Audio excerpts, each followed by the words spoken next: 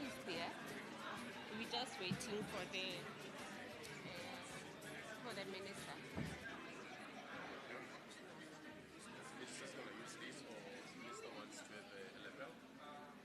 I think he should be fine with this one.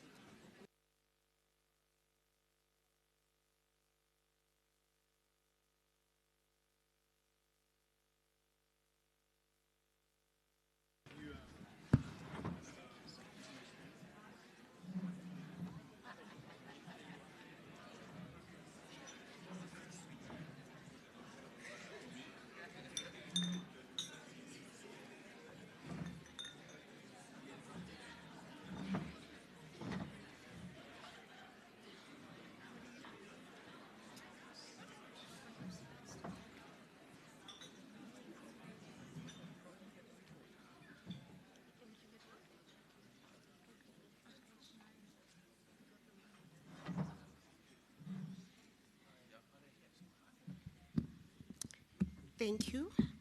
We are ready to start with our proceedings. To the Minister of Trade Industry, Minister Ibrahim Patel, Deputy Minister of Health, Dr. Pasha, Chief Justice Ngobo and the panel, ladies and gentlemen, the leadership of the Competition Commission, Commissioner Bonakele and Deputy Commissioner Rashisusu. Ladies and gentlemen, I'd like to greet you and welcome you to this special occasion where we'll present our final findings and recommendations report. This is how our program will proceed. We'll first start with the keynote address from the panel chair, Justice Sandile Ngobo.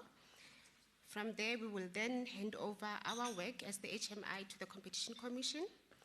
The Commissioner would then hand over the report to Minister Ibrahim Patel, and will then allow a Q&A session facilitated by our Head of Communications, Mr. Sipho Ngwema. Without much delay, I'm going to hand over to Chief Justice to give us his keynote address. Thank you.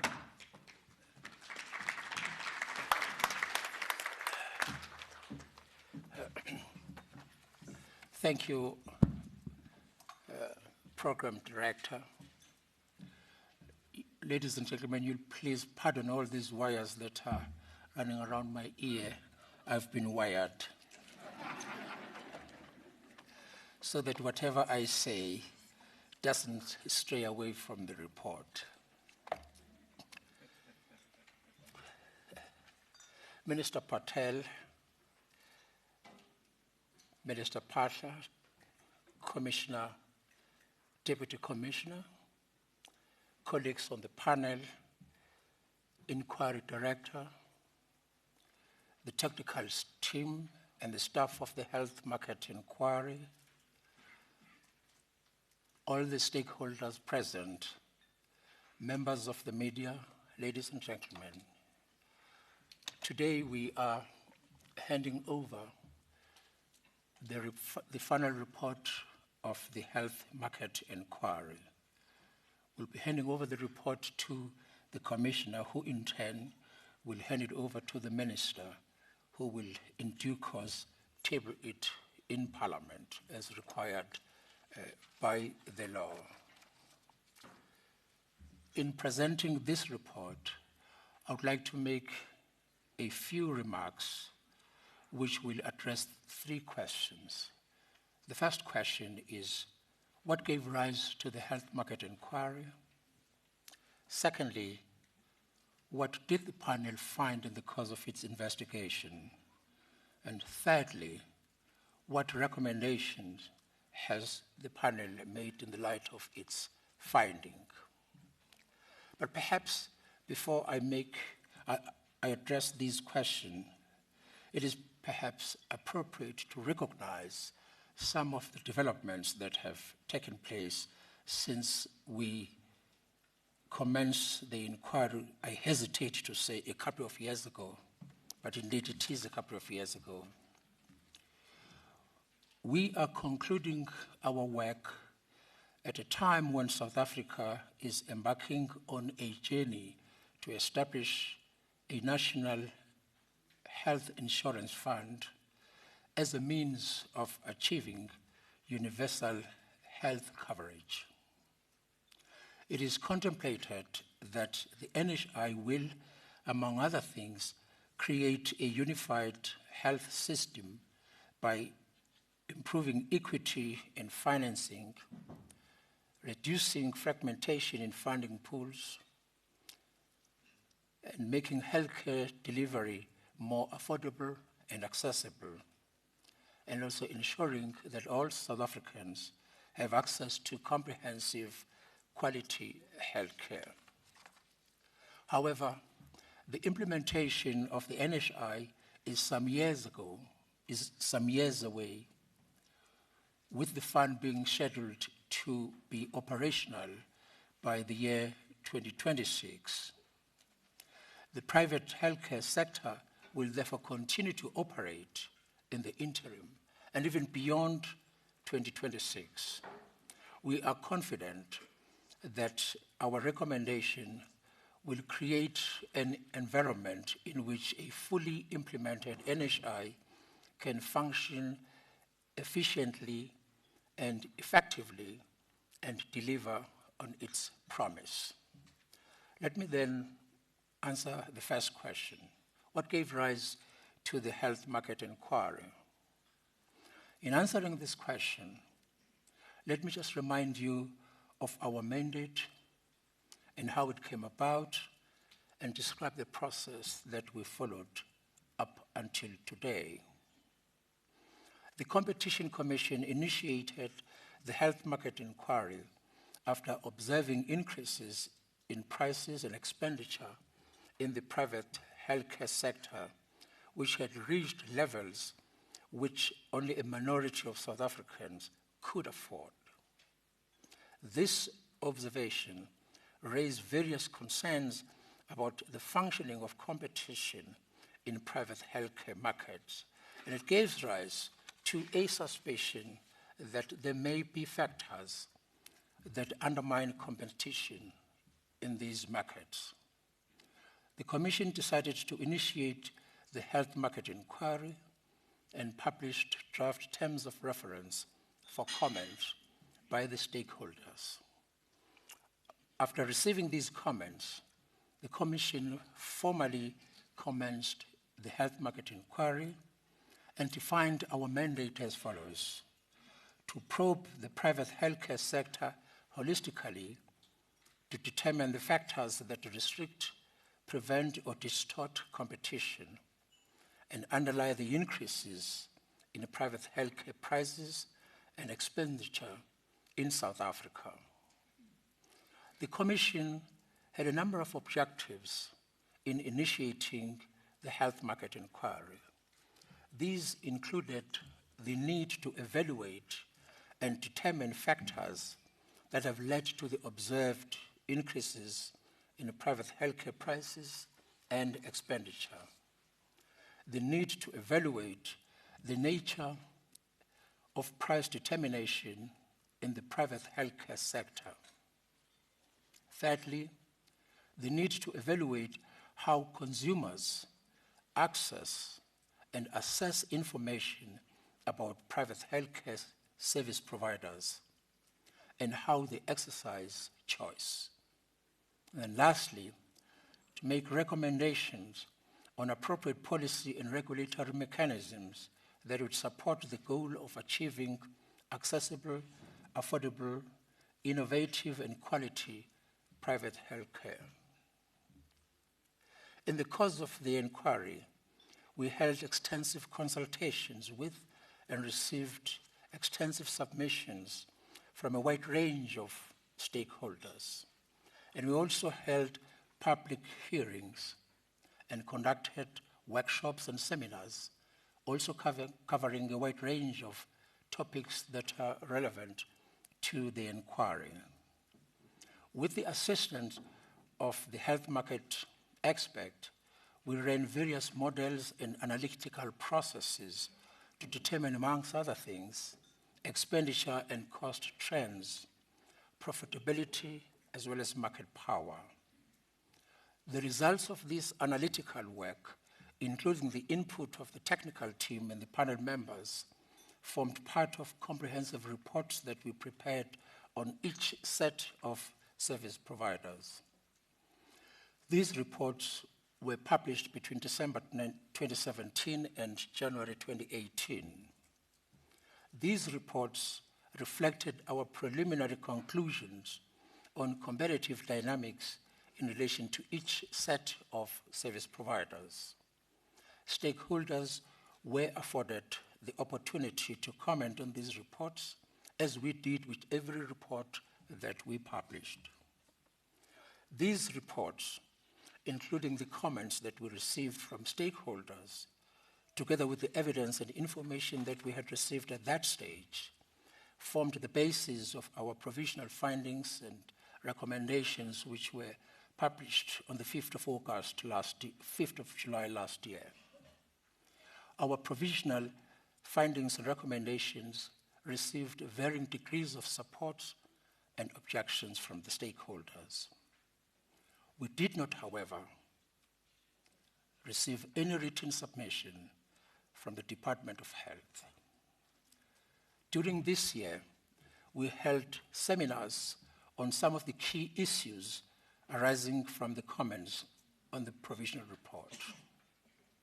These seminars covered a wide range of issues, including excessive utilization and supplier-induced demand, facilities market concentration and remedies, the funders market concentration and remedies. And in order to ensure maximum benefit from these seminars, we published in advance notices identifying the points of difference that we had with the stakeholders. We have now reviewed the comments on the provisional report, as well as the discussion that were held in the course of those seminars. We have addressed these comments in our report, where we held a view different to that held by the stakeholders.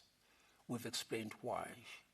Similarly, where we modified our initial findings and recommendation, we also furnished reasons for such modification. The report that we are handing over today is a product of this elaborate process. This then explains why the MSI was initiated, as well as the process that we followed. The second question that I would like to address is, what did our investigation find?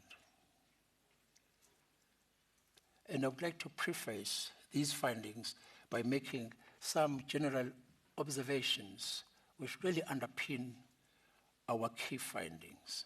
Firstly, South African private healthcare markets are characterized by high and rising cost of healthcare and medical scheme cover, and a significant overutilization without the stakeholders being able to demonstrate associated improvements in health outcomes.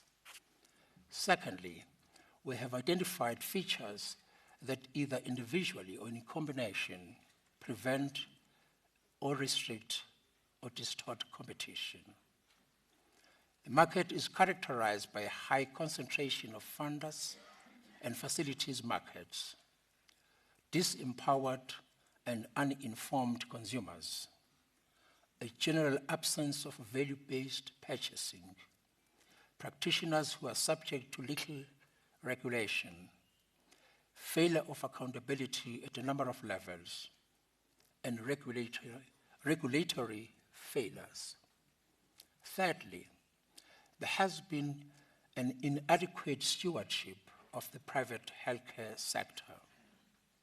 This has been exacerbated by the failure of the Department of Health to use existing legislation to manage the private healthcare sector market, and the failure to hold regulators sufficiently accountable. As a consequence, the private sector is neither efficient nor sufficiently competitive. In our view, a competitive private healthcare sector will translate into lower cost and prices, as well as more value for money for consumers.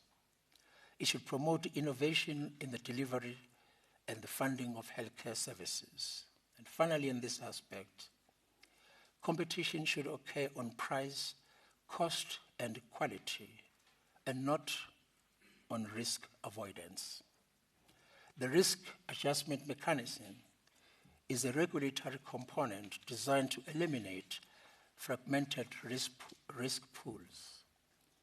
But more importantly, it is an essential market mechanism to ensure that purchasing in the market becomes more effective by forcing funders to compete on value.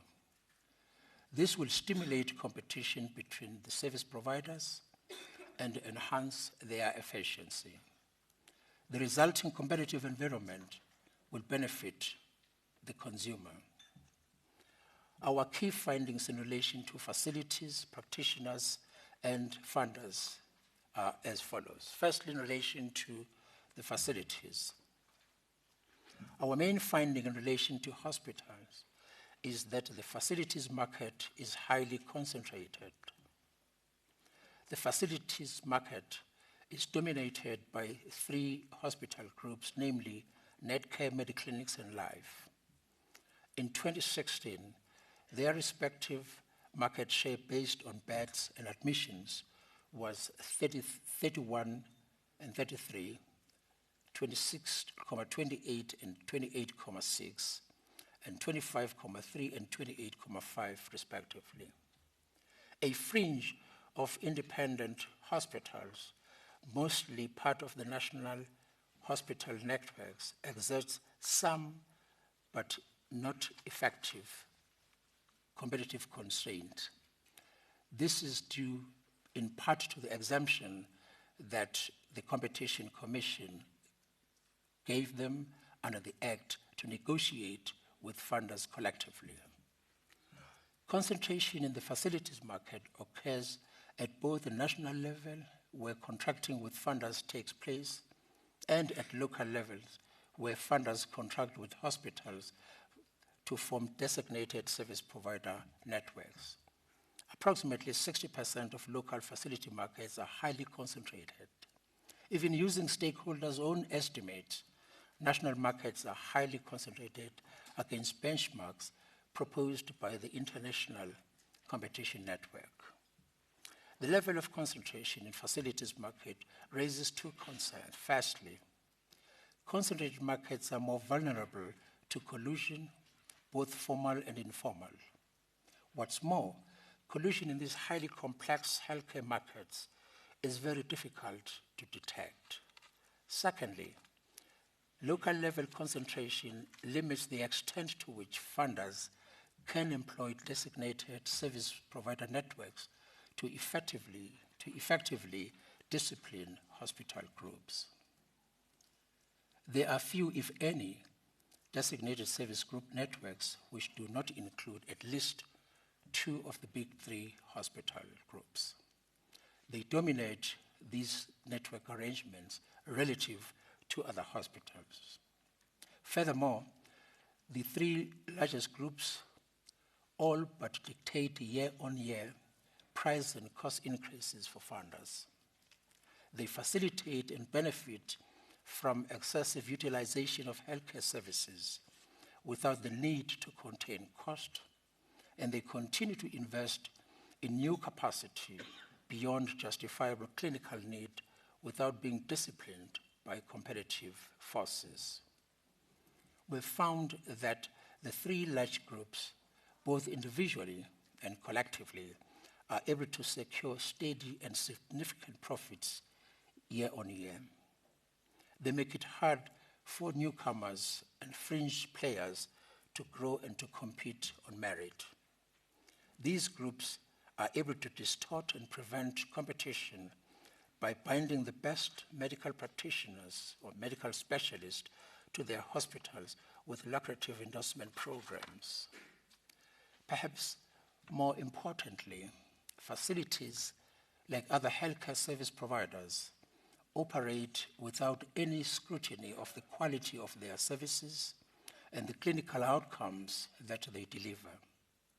There are no standardized and publicly shared measures of quality and healthcare outcomes to use as a yardstick.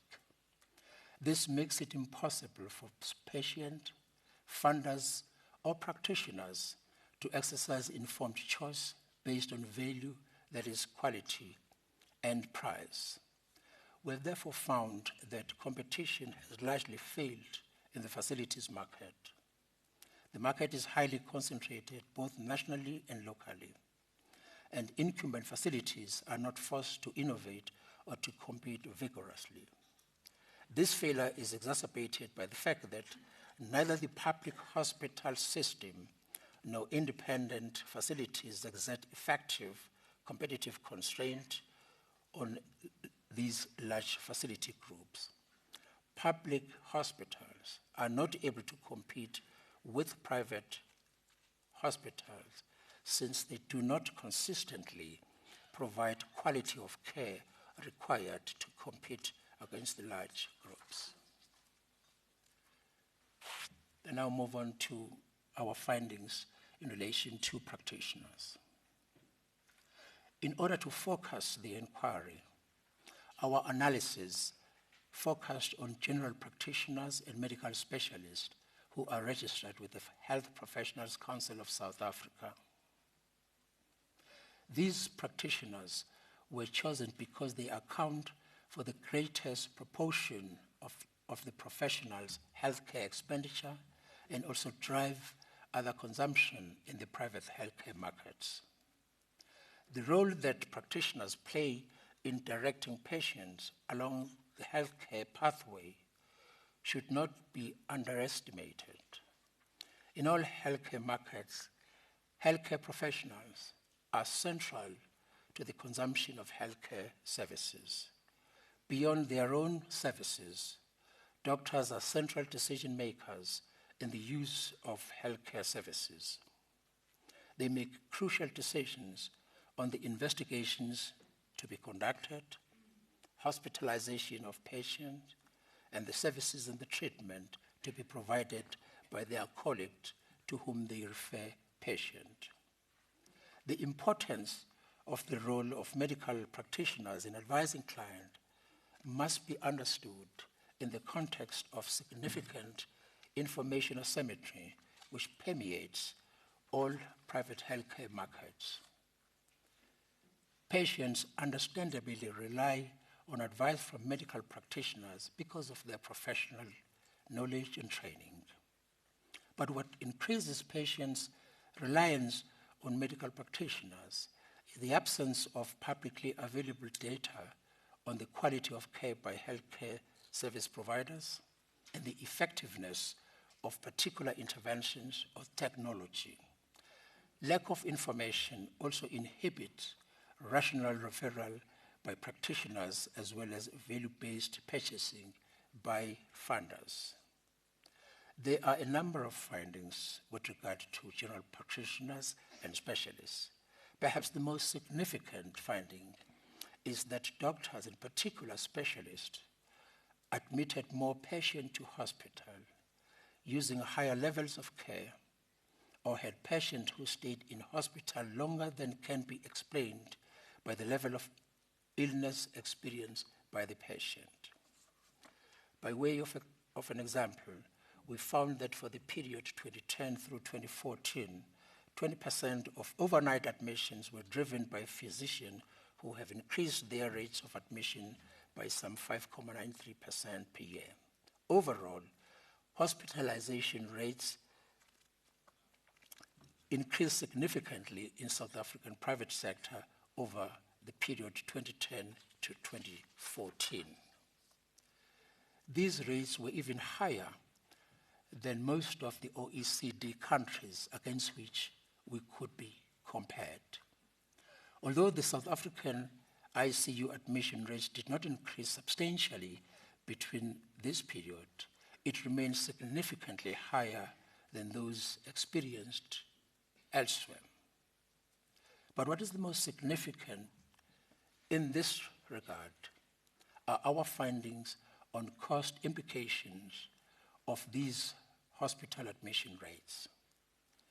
For the same length of stay, patient age, chronic and illness profile, and procedures administered, an admission that includes an ICU stay cost approximately 38,000 more than an admission to an ordinary ward.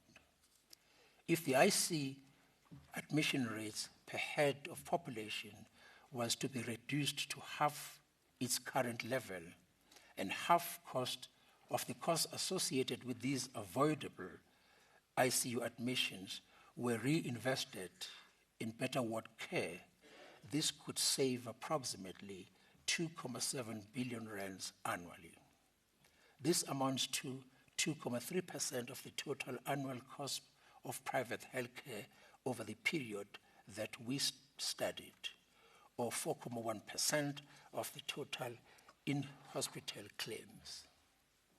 We also found that some doctors used expensive technology or ordered more tests or charged more. There's no reason not to use expensive technology or to charge more if quality improves. However, there is no monitoring or reporting on health outcomes in South Africa. It is not possible to assess if these additional expenses resulted in any improved healthcare outcomes. We found that excessive utilization was a significant driver of healthcare cost. We found that there are incentives that operate in the practitioner markets which facilitate overutilization. And perhaps it should be noted here that save for the hospital groups, most stakeholders agreed with these findings and the role of market incentive in this sector. We have identified the following incentives as the drivers of this kind of healthcare consumption. Firstly, the predominant method of payment is fee-for-service, which creates a perverse incentive, in particular in profit-maximizing individuals or groups. Second, mandatory cover of prescribed minimum benefits payable at cost create an opportunity for practitioners to determine their own degree of intervention and their rates which must be paid for in full by the funders. Thirdly, benefit design in particular, which guarantees payment of most costs associated with hospitalization and the decreasing cover for out-of-hospital care, have encouraged the admission of patients to hospital to ensure payment is guaranteed. Lastly, there is no standard approach to the coding of treatment or interventions, and codes that do exist have not been updated, which allows for unilateral introduction of new codes, changes in coding behavior, and in some cases, a misuse of the codes. There is no incentive for doctors to report on health outcomes achieved for patients that they treat. As with facilities, there is no standardized method to measure or to report on quality and health outcomes in the practitioner's market. The public is uninformed and cannot compare outcomes across interventions and practitioners. Practitioners, too, cannot benchmark their own practice nor use as an objective criterion when they refer patients to other practitioners. Funders, too, cannot contract on value for money. Now, this brings me to the findings pertaining to the funders market. Funders compete in an environment which is characterized by an incomplete regulatory framework, which ultimately distort competition. The social solidarity principles of open enrollment and community rating were always meant to be implemented alongside a risk adjustment mechanism and mandatory membership. The principle of open enrollment requires schemes to accept all applicants for medical aid, while community rating prohibits schemes from discriminating on the basis of age, sex, pre-existing conditions. Risk adjustment mechanism ensures that schemes with above average risk profiles are able to balance through funds received from schemes with low average risk profiles. The absence of risk adjustment mechanism and the requirement to pay prescribed minimum benefit at cost has meant that schemes' cost and therefore member premiums are highly correlated to overall risk profile of their members. This has resulted in schemes competing on risk profile of their members, for example, by designing benefit options to attract younger and healthier members. The competition on benefit design is regrettably at the expense of competition on matters which should improve consumer welfare, such as procurement of value for money healthcare services, increasing benefit, adopting innovations, improving service quality, and directly competing on premiums. As a consequence of this competition on benefit design, what one has witnessed is the proliferation of generally incompatible options. The inability of consumers to easily compare options across the funders has meant that consumers do not readily switch schemes in response to better offers from rivals. Absent this disciplining effect arising from consumers, schemes have no pressure to compete on pro-consumer metrics and to offer better products. We have found that there are high barriers to entry in the administrator market, which has meant that there has been little to no entry for several years, despite some incumbent administrators earning a very high profits while assuming limited risk relative to either their funders or providers. Discovery has over a sustained period and profits that are a multiple of those of its main competitors, with no sign of effective challenge from incumbents or new firms. The existing administrators do not seem to impose a significant competitive constraint on Discovery Health. We have also found that both the schemes market and the administrators market are highly concentrated. In 2017, for example, in open medical schemes, Discovery Health had a market share of about 56%, followed by Bonitas with a market share of about 15%. The remaining 19 open schemes each had less than 6%. For the same period in restricted schemes, the government employees medical scheme had a market share of 46%, followed by the South African Police Service medical scheme with 13%. The remaining 58 schemes each had a market share of below 6%. The administrator market is similarly concentrated. Discovery leads with a market share of 40%, followed by Med scheme with a market share of 39% based on growth contribution income. We also conducted profitability analysis for the three largest administrators, that is Discovery Health, MedScheme, and Metropolitan. These administrators account for approximately 80% of the administrator market. Medical scheme administrators with substantial market share that persistently earn high profits over a prolonged period without the realistic threat of competitive challenges and entry may have a degree of market power. They may potentially have the ability to control prices and member volume. They may also use their market power, if any, to maximize their administration and managed care fees. The other finding in relation to the funders is the ownership structure. The ownership structure in the private healthcare markets is highly complex.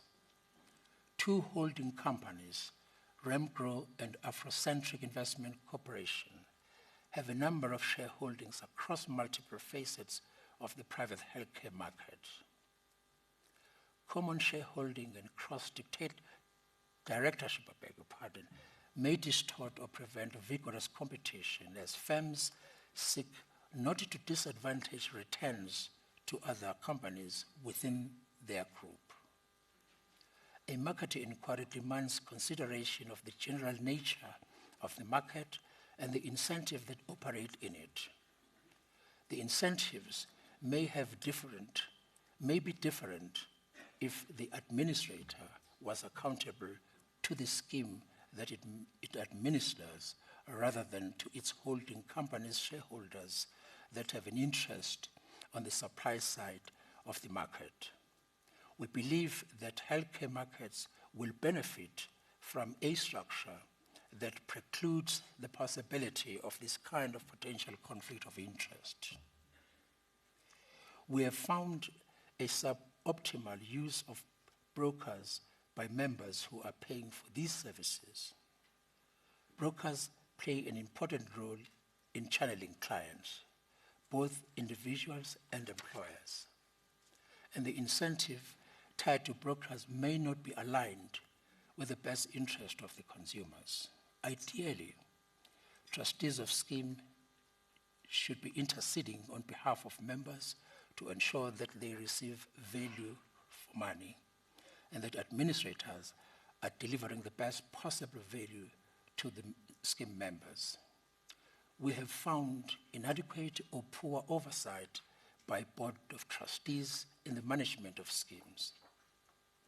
Strongly related to this is the significant skills gap between the board trustees and the administrators. We have found that Board of Trustees and principal officers earn the stipulated remuneration regardless of the performance of the scheme. There is therefore little incentive for the Board of Trustees or principal officers to ensure that the scheme grows or that healthcare and non-healthcare costs are appropriately maintained. Now, I now want to move on to the third question, and that is, what are our recommendations in the light of these findings?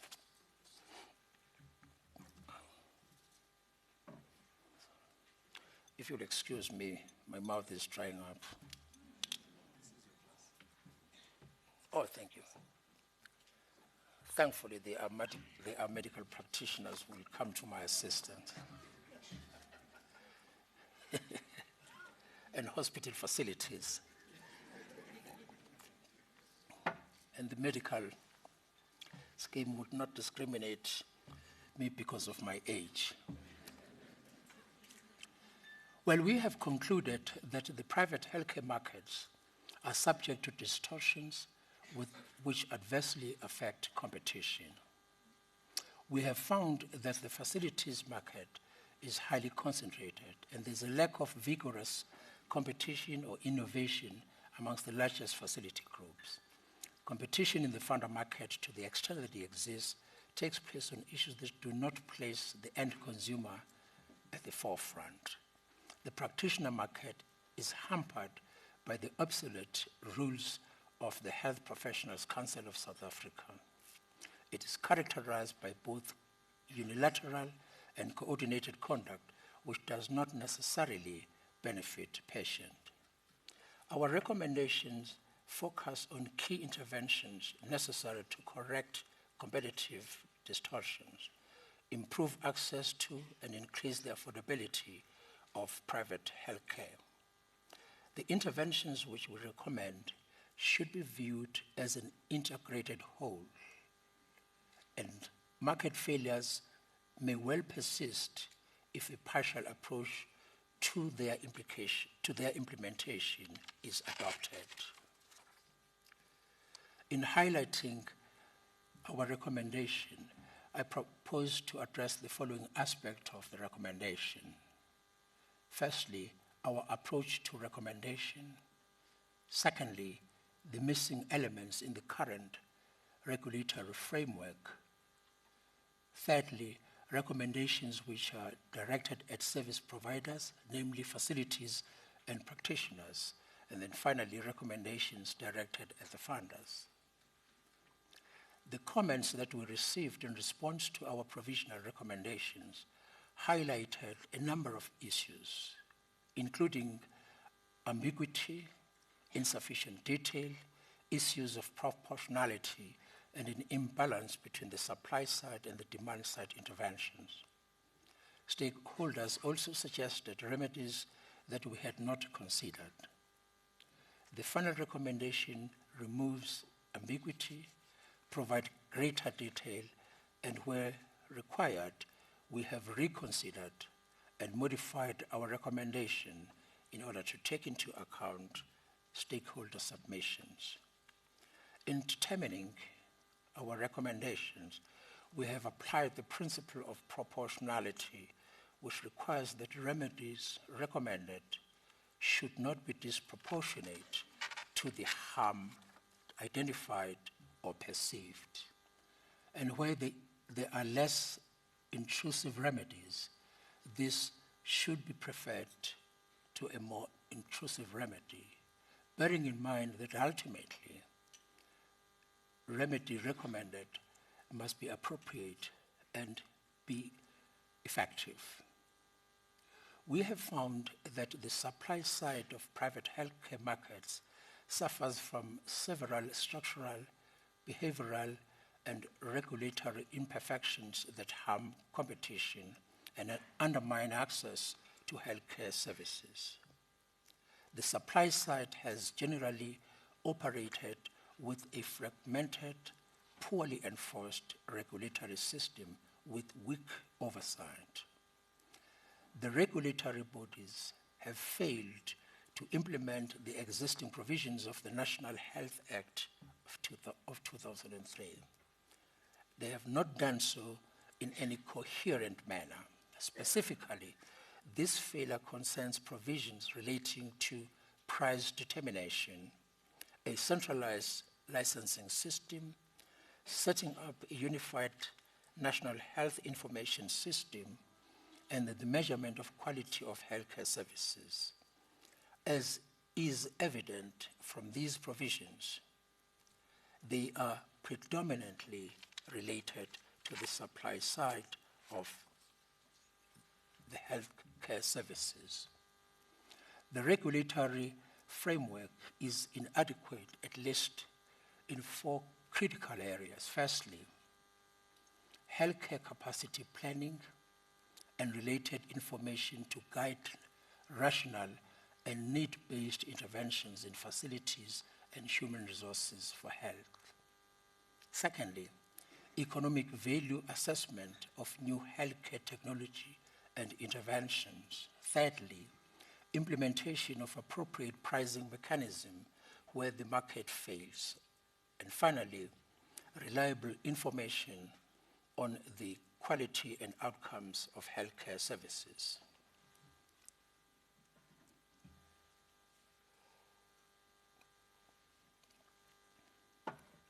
For effective and efficient regulatory oversight of the supply side of the healthcare market, we recommend the establishment of a dedicated, independent healthcare regulatory authority, the supply side regulator for health. The role of this regulatory body will include the regulation of suppliers of healthcare services, which includes facilities and practitioners. This body will have at least 4 main functions: healthcare facility planning, economic value assessment, health services monitoring, and health services pricing. The need for this body to be an independent and transparent public entity cannot be gainsaid, in particular in a market where there are concerns of regulatory failure and lack of stewardship. This body should have its own board appointed by the minister following a transparent public nomination process. The board should have autonomy to appoint its own chair, chief executive, and other executive who will in turn be accountable for the appointment of all other appropriately qualified members of staff. This body, perhaps importantly, should be financially and functionally independent. One of the main recommendations in the provisional report was the need to address unequal access to healthcare, a standardized, centralized licensing regime to be implemented by provincial departments. The majority of stakeholders, including the Department of Health and provincial authorities, supported a centralized licensing framework and highlighted the need to urgently address the fragmented nature of the current framework. The report contains extensive recommendations pertaining to the role of this new body in the implementation of the new licensing system and practice code numbering system. In addition to this function, this body will play an important role in assessing the cost effectiveness of health technology and interventions across the entire health system. A critical tool of supply-side regulation is a system of assessing the cost effectiveness of health technology and intervention across the entire health system. We've not been provided with evidence of publicly available cost-effective standards of care and treatment protocols being used across the healthcare sector. The absence of this information makes it difficult to assess the appropriateness of certain causes of treatment and to evaluate the quality of care and the value for money. Health information is essential for health system development, implementation, governance, and research. The collection of this data is essential for a number of reasons. Now, if I think back at the time when we were trying to collect data, it took us almost 1.5 years to get data from the stakeholders. Had there been publicly available data for this purpose, it would not have taken us that long because it would be accessible for the purposes of conducting any analysis that one wanted to make. And this therefore underscores the importance of the national information data.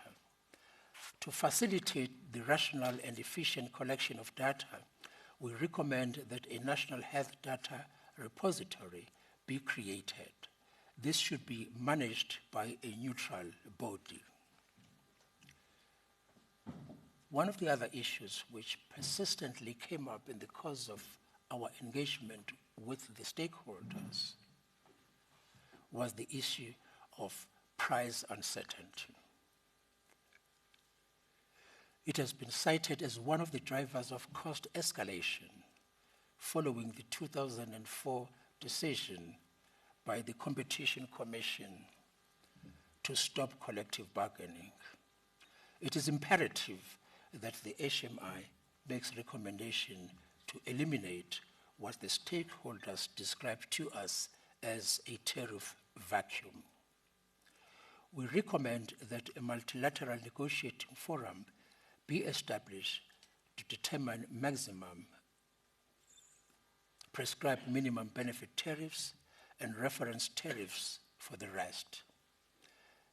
The main difference is that the forum will operate under the auspices of the regulator to ensure that competition laws are not flouted in the process. bilateral negotiations between funders and facilities will continue as the primary process to determine pricing for facilities. Practitioners are also encouraged to consider bilateral negotiations over and above outcomes of the multilateral negotiating forum. We see bilateral negotiations as essential to value-based contracting, which must be supported. In addition to the role of the supply-side regulator in tariff determination, we have introduced an arbitration mechanism to break any deadlock in the multilateral process should these arise. Provider networks have potential to drive the necessary competition between providers, and we have proposed that fee-for-service contracts should be open to any willing provider and can be evergreen. However, value-based contracts can be restrictive, but must be renewed every year to accommodate new entrants and for prices to be tested regularly in the market. We are confident that the proposed process will bring guidance to prices and reduce uncertainty, but will also assist the Health Professional Council of South Africa in its mandate to determine what constitutes excessive fees. Another important finding that we have made is that there is no standardized method to measure and to report on quality and health outcomes in the practitioners' market. The public is uninformed and cannot compare outcomes across interventions and practitioners. Practitioners, too, cannot benchmark their own practice nor judge on objective criteria to whom they refer patients. Funders, too, cannot contract on value for money. Many stakeholders have acknowledged the importance of high-quality information and in particular of outcomes measurement, and to address the lack of information on the quality provided throughout the entire healthcare system. In the revised statement of issues, we stated that value-based competition requires the availability of cost and standardized outcomes data to enable competition to operate effectively. We therefore recommend the creation of the Outcomes Monitoring and Reporting Organization as a platform for providers, patients, and all other stakeholders in the provision of healthcare services to generate patient-centered and scientifically robust information on outcomes of healthcare. This organization will be an independent, private organization in which key actors such as providers, that is doctors and hospitals, and patients cooperate to generate relevant and standardized outcome information for two purposes at least: to provide practitioners and hospitals with relevant outcome information and ways to improve clinical quality. And secondly, to provide patient and funders with relevant choice information on health outcomes. During our engagement with stakeholders, it became clear that there is much support for this organization. However, it was made clear to us that the support of this organization will depend on its trustworthiness and credibility and its independence. It must be strictly operational and independent from government as well as from private sector for it to have the credibility amongst providers, patients, and funders. The majority of respondents indicated a preference for a new and dedicated organization rather than relying on the existing quasi-governmental organization and regulators. This organization, as a private organization, should have board members reflecting the interest of doctors, patients, facilities, and funders, and may comprise representatives of government, higher education, and regulatory institutions. We need to emphasize that this body itself will not be a regulator. It must be organizationally separate from government, private or public providers, and regulatory institutions. Finally, what have we recommended in relation to the funders? To increase compatibility between schemes and to increase competition in the funders market, we recommend the introduction of a single, comprehensive, standardized base benefit option, which must be offered by the scheme. It will enable consumers to compare product and reward those funders who are able to innovate and offer lower prices and higher quality. We recommend the introduction of a risk adjustment mechanism linked to the single comprehensive standardized base benefit option to remove any incentive by the scheme to compete on risk. Schemes should compete on metrics designed to attract new members irrespective of their age, health, or risk profile. Regionally based medical scheme should be allowed through a temporary reinsurance facility to mitigate their exposure to demographic and claims risk. We also recommend that boards of trustees and principal officers should be sufficiently trained and incentivized to ensure that schemes receive value for money from both administrators and healthcare providers, subject to performance-based remuneration. These then are the recommendations that we have made. And I wish to take this opportunity to hand over the report. Where's the report? Okay. To the Commissioner.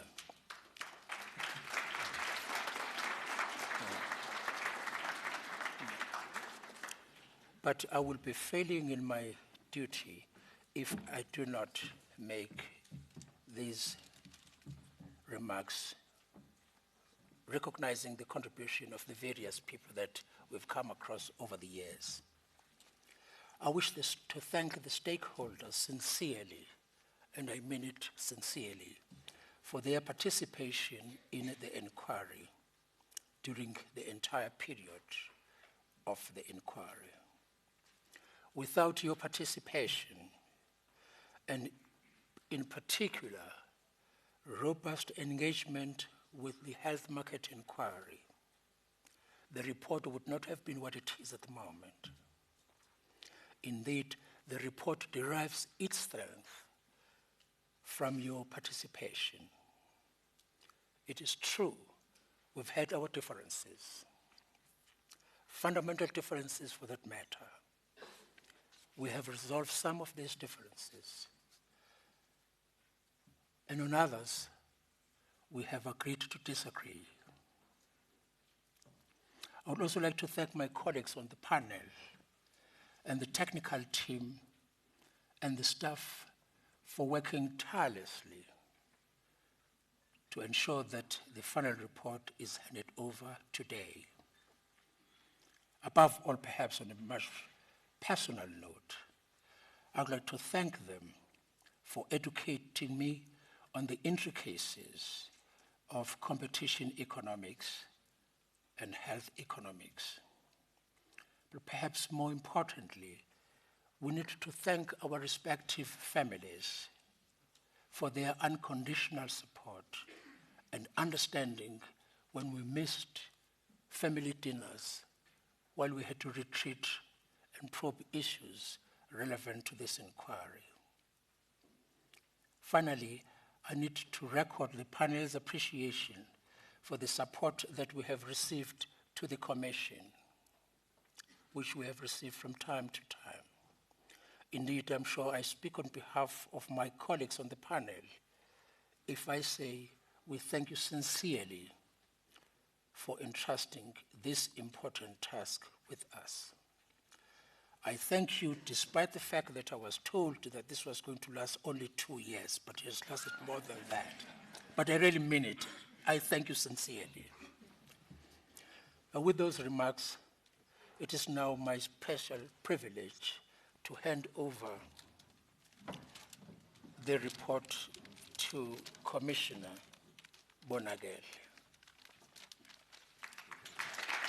Thank you. Thank you.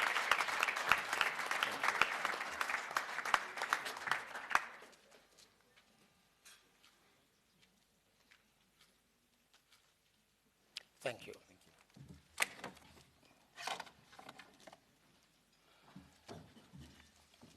I am now formally discharged from my duties and from my title as the chairperson of the Market Inquiry.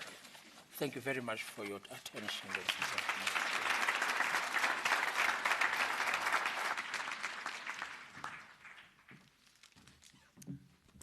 Thank you, Chief Justice. At this point, I'm going to call the Commissioner to give a few words and also officially hand over the report to Minister Patel as required by the Act. Commissioner.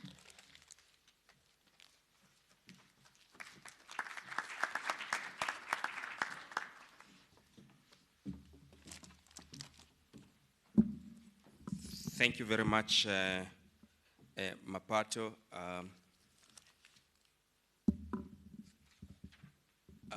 Chief Justice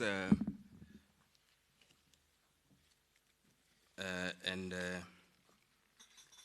all the dignitaries here present, allow me to say all protocol observed in the interest of time. My responsibility this morning is very, very small because we are handing over a report to Minister Patel. It's an outcome of an outsourcing which the Commission did to the retired Chief Justice. We have added nothing or subtracted nothing from the report. You will be pleased to note. It's as is. That's why we will immediately hand it over to the Minister on behalf of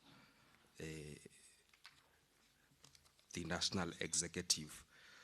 But I'm also grateful that the Deputy Minister of Health is also here because in the end it is a report that has got recommendations principally to be enforced and implemented by the Department of Health. So I'm grateful that we have them here.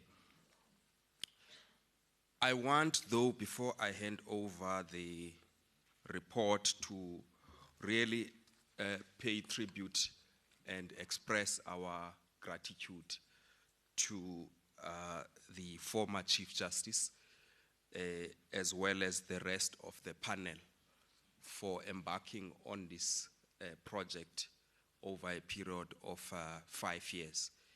Very difficult 5 years, but I'm glad that we are where we are today. So Chief Justice Ngobo, as well as Professor Sharon Fon, Dr. Ntutuko Bengu, Dr. Kees van Gent, and Dr. Lungiswa Nkonki. I am also excited that you are still all with us. There are many things that happened during the course of the inquiry, which could have caused us not to have a full panel by its conclusion. But I'm really glad that we are all here to mark and indeed celebrate the outcome of your work. So I think we can give them a round of applause.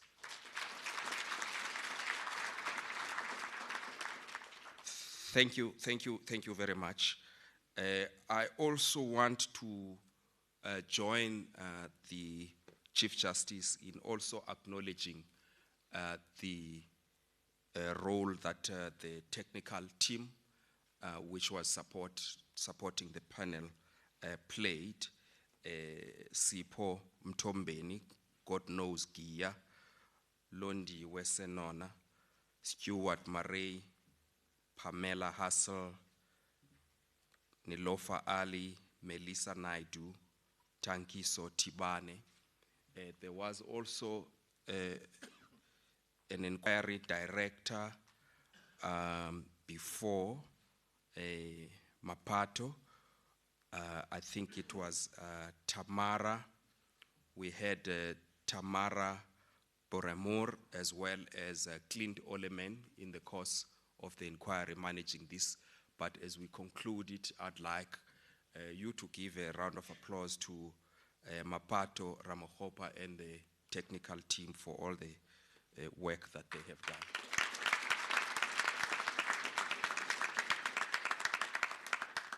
I also do acknowledge all the work that the admin assistants gave to the team, Paulina, Enika, and Ngobile. I think they are all around us.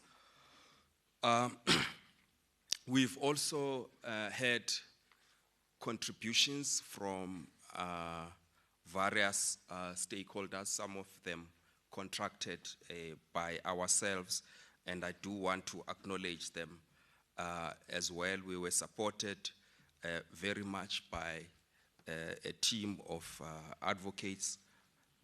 Advocate Gilbert Marcus supported this work in the background together with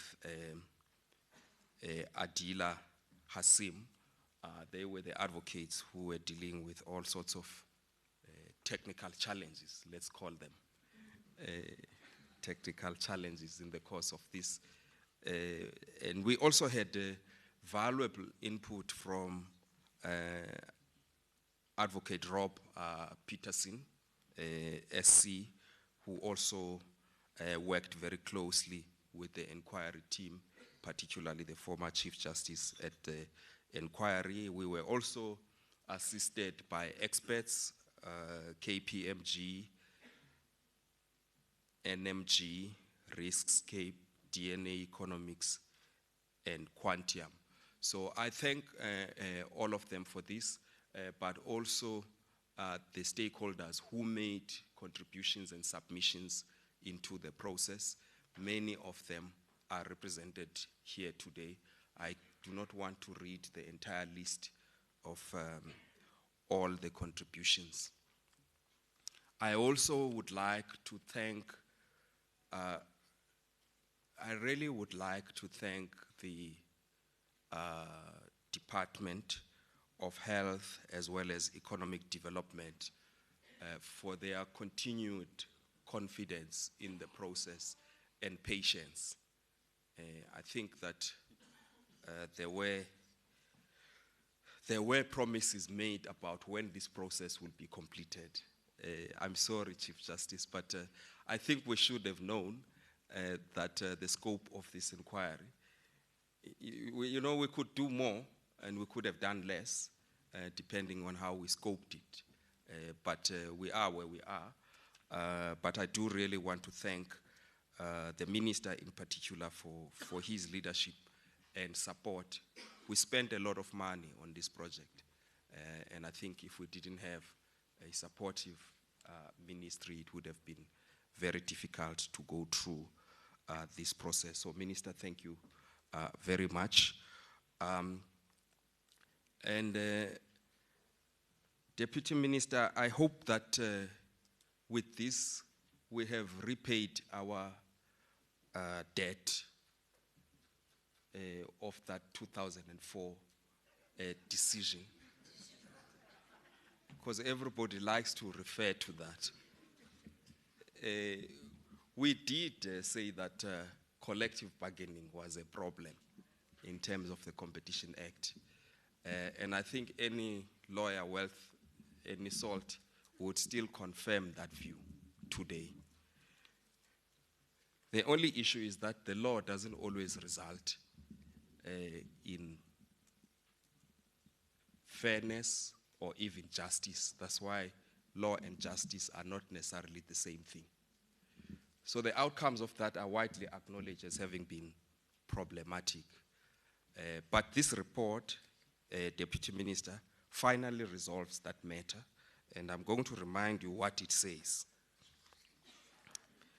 It now calls upon the department to implement a process that would create a multilateral negotiating forum that will set maximum tariffs. This is the end of the matter. We fully support this and will do everything possible to make sure that it is within the legal framework. I think that I also would be wasting a lot of your time if I were to take you through a lot of these recommendations. I just want to mention that we have printed a few copies.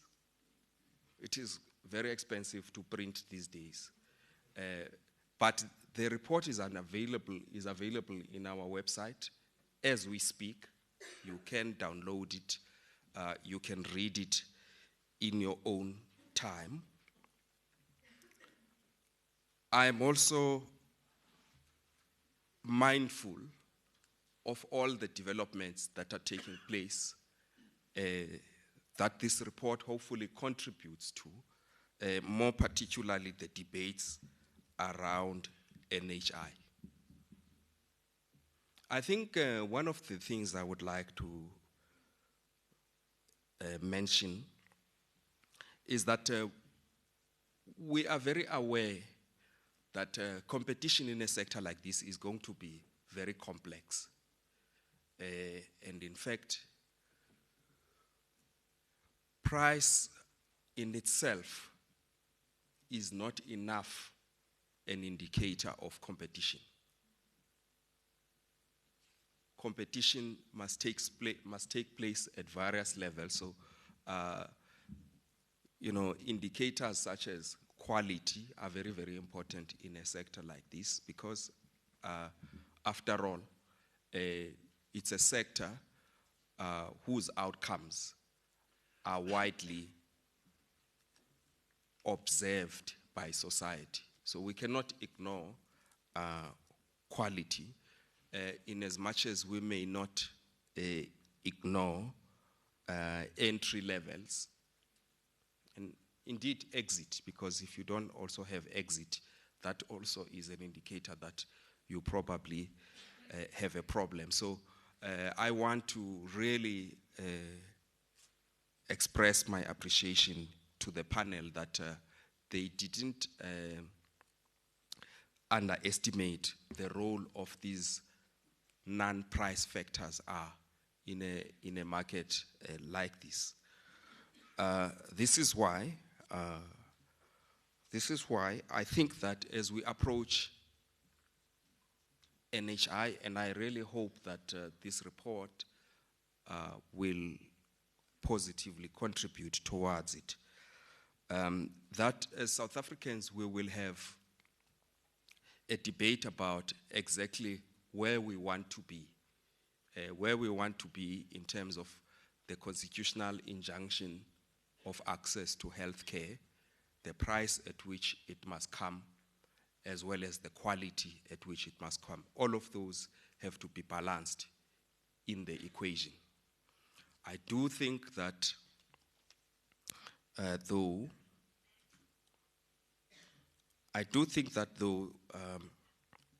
I should, as a competition commissioner, that we have learned to appreciate the value of competition, including the incentives that it provides for the private sector. We have really learned about what happens when the right incentives are there. So we have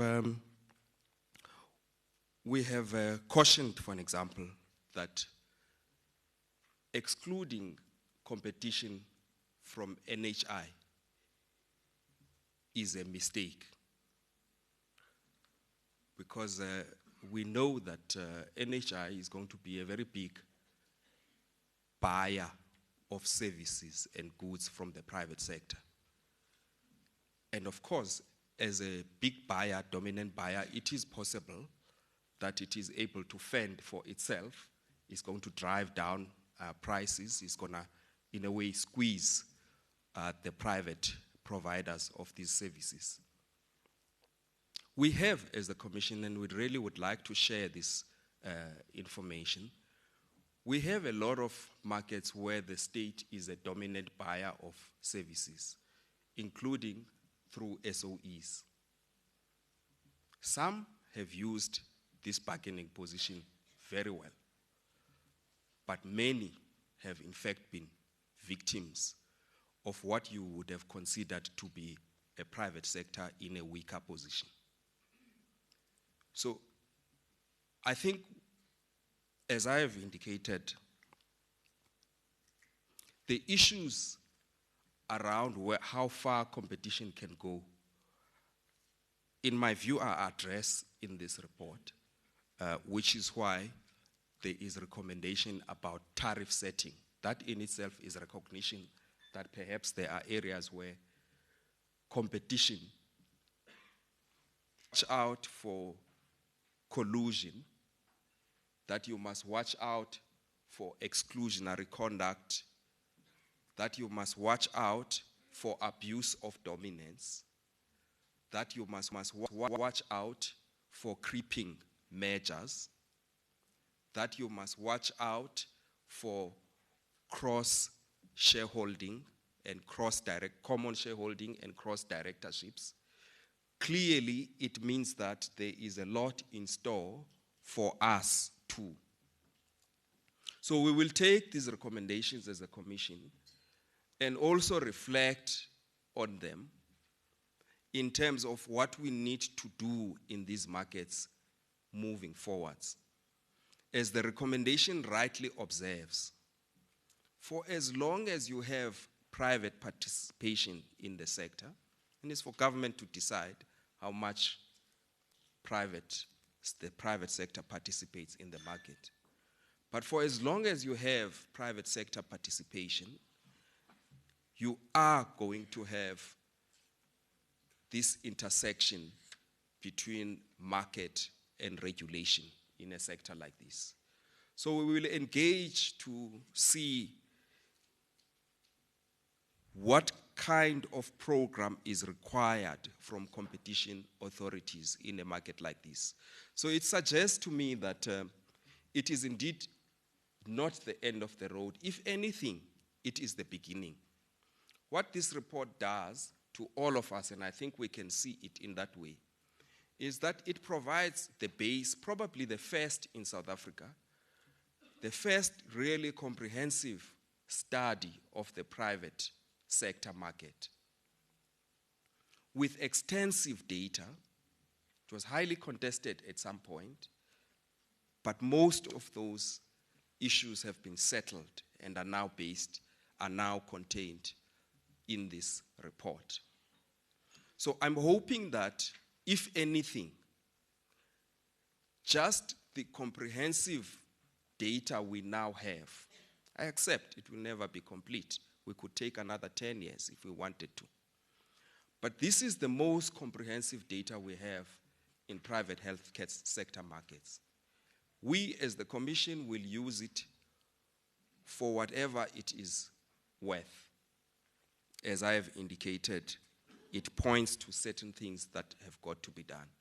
I am hopeful that the policymaker will also find value in that. But most importantly, I also hope that the private sector will take a leaf from this report. Because indeed, many of the things here are going to be dependent on how the private sector reacts. If the private sector wants to, it can still challenge the implementation of some of these recommendations. It can contest, for an example, the proposed regulation of tariffs. We know that you can do that if you want to. But I think what this report does for the first time is to call all of us to say that if we are going to make this sector successful in the sense of access consistent with the Constitution, if we are going to reach some level of equity, because everybody accepts that we spend on par with the OECD, for an example, on healthcare. If we are going to get the kinds of outcomes that we want, the status quo cannot prevail. And we, for the first time, have some kind of a blueprint on how we can work together in the private healthcare space to bring about the constitutional injunction of access to healthcare as well as equity. So I'm hopeful that everybody is going to take something from this report for themselves to reflect before we are all called by the policymaker to really start now seeing what is it that we can jointly implement. And we really are looking forward to the leadership of the Department of Health in this regard. So I would like Minister to hand over the report to you on behalf of the Competition Commission.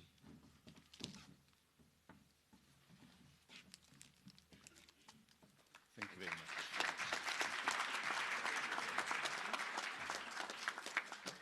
Thank you. I now hand over to the Minister. Am I right, Mapato? Thanks, Minister.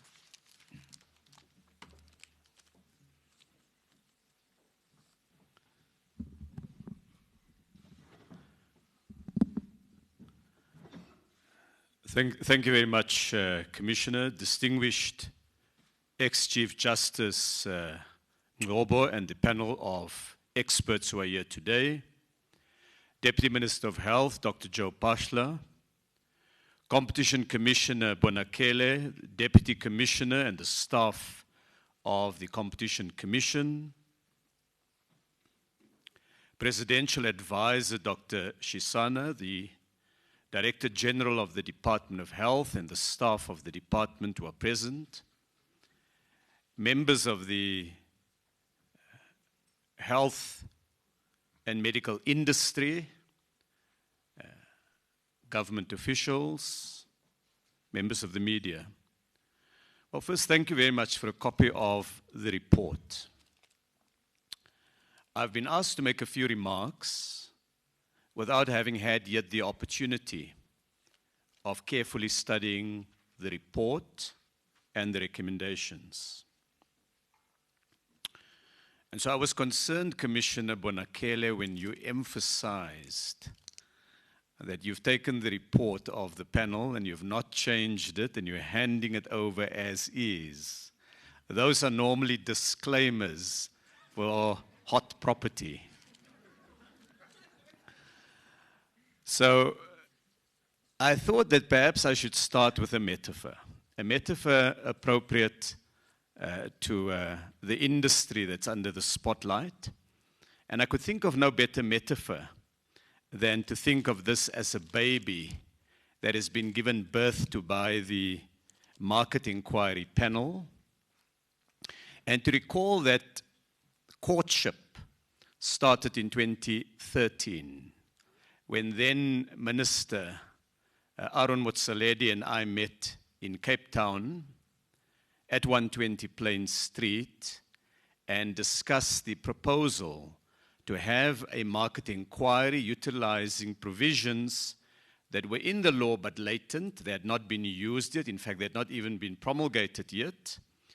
And to use that to try to address a challenge that the department felt it faced. And that challenge was how to deal with issues, the many challenges in the health industry, in a very litigious environment. So courtship started in 2013. Conception, Chief Justice, took place in January 2014. And it was marked by the appointment of this team. I don't know if you want to call them gynecologists and nursing staff, but let's say the 5 experts and a very detailed team behind them that Commissioner Bonakele paid tribute to. They had to make sure that this baby is given birth to, and I'd like to remind everybody, in 22 months from that date. In other words, November 2015 was the planned date of pregnancy, not of pregnancy, of delivery, and we had now got, the baby showers and everything sorted out. We're going to have the baby 22 months later. It was a complicated pregnancy. In the many understatements of today that could count would take place. At many times as government we thought, can't we just do a cesarean here? Can we not just get this thing out and begin to work on it? With a provisional report that was then released, and everybody had an opportunity to say, the thing hasn't come out yet, but that's the size and shape of what it looks like. Do you think it's going to be a healthy baby? And today, to this baby. And while the chair of the panel was sharing the outcome, I was looking quickly at the vital statistics. 4 annexures, 21 tables, 18 figures. It was also an expensive pregnancy. And I dreaded each of these policies. But of course, the real health of this baby is the value of the recommendations, the insights that it gives us, and how we take these forward. To the physical action of lifting the lid.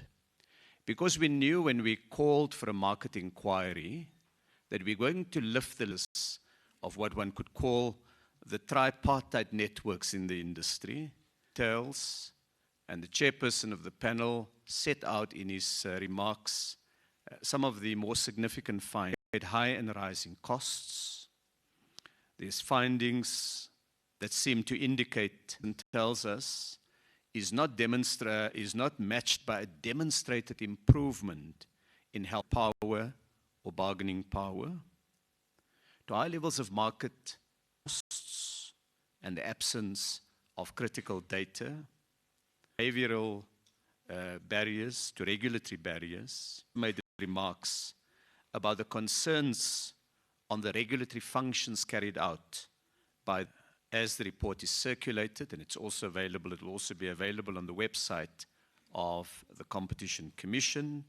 You will, for new regulatory authorities and monitoring systems, mergers and single, comprehensive standardized basic data transfer.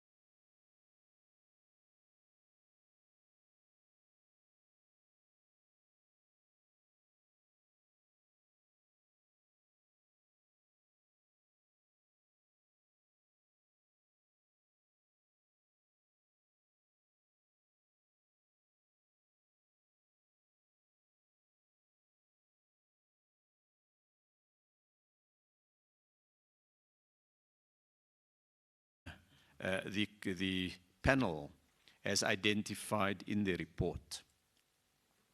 And the context also of this report is a decision by government to work towards a national health insurance system based on universal access to healthcare, to quality healthcare, and to affordable healthcare, and to an integration of the fragmented systems.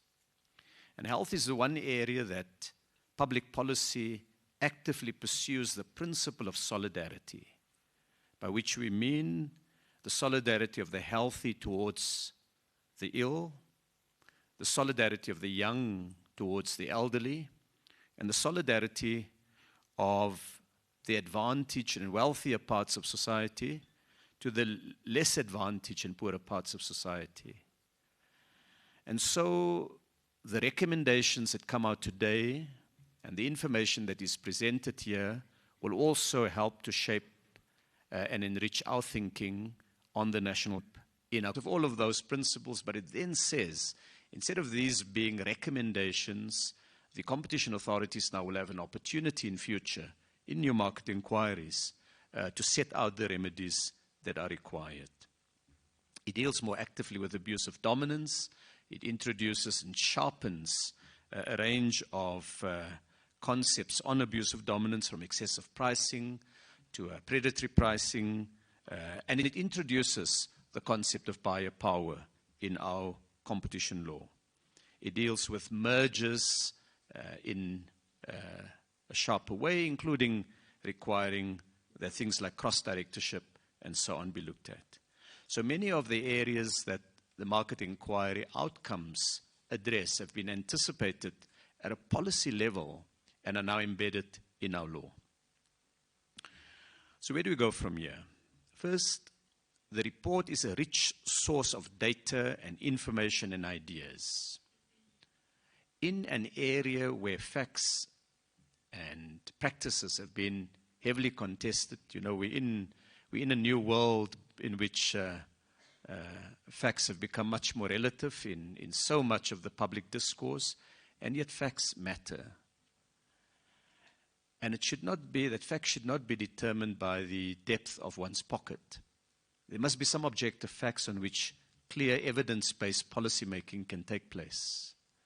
And so one of the real advantages of this process is to provide us with this set of data and information, drawing on the international experience, the work of local experts, the views of the industry and the interests in the industry.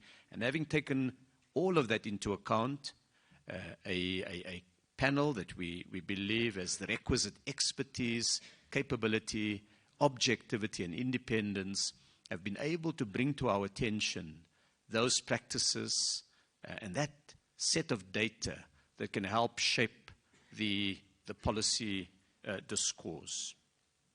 So we'd want to give very careful consideration to it. It's going to be something that will be carefully studied, carefully read. I will take more than one copy from today's meeting. And I will hand one of the copies to the Minister of Health.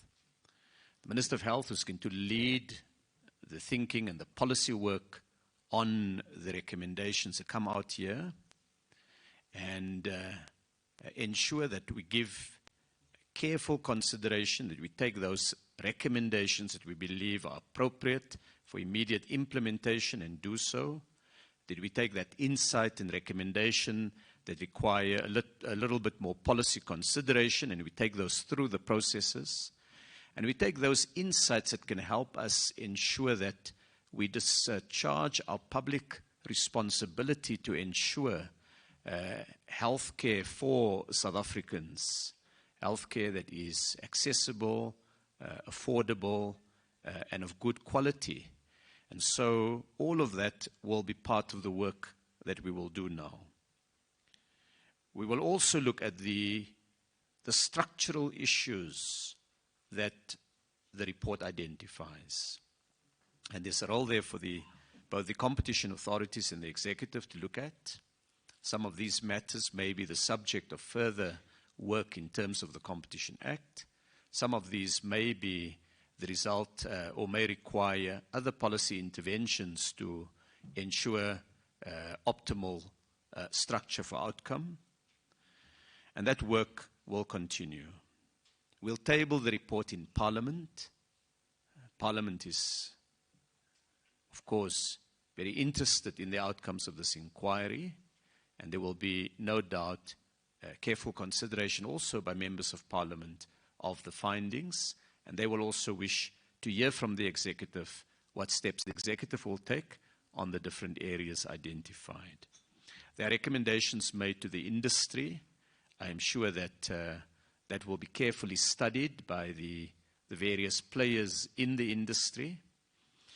And I think what we really are saying is that the work that has been done on the national health insurance, together with the work that has been done on the structure and functioning of the private healthcare market, will feed into a reform on health that will take South Africa into a new chapter. So, in some ways, with all this work, today, the NHI, what they show is we will go in a new direction, and we want to have it as a direction that is helpful, that is able to provide services that South Africans need, that we ensure that our Constitution, the Bill of Rights, the injunction to ensure that health is available to South Africans is given effect, that there's purposive interpretation of our Constitution. Commissioner Bonakele said he hopes we can find the sweet spot, and it's a sweet spot to ensure that we are able to deliver the outcomes to our people that's needed. And so, may I then say to the panel, to the chairperson of the panel, and to the Commissioner, thank you for the work that you've done. I can guarantee you this report is going to be carefully studied. And we are certainly going to be much more enabled, much more informed, and much more enriched by the discussions that you've had as a panel and by the engagement that you've had with the industry and with all the interests in that industry, as well as with South Africans, with the patients, with the citizens who ultimately are the proper object of our work. With the citizens who ultimately are the proper object of our work. So I will be calling my colleague, Dr. Zweli Mkhize, who knows I'm here. He has ensured that Deputy Minister Joe Phaahla, who has been on this journey from the start, is also able to be here today, and that the senior team from the department is here today. I will be calling him and say, the baby has been born. I can't say as simply in these gender careful times if it's a boy or a girl, but I can say it is alive, it's kicking, and I'm going to hand a copy of the report to him. We're going to need the support of all South Africans to bring about the changes that are necessary, including through working with the medical and healthcare industry, working with the various organizations of South Africa's people, political organizations, civil society, trade unions and others, and we look forward then to giving effect to our bit of the work. So thank you very much for the report.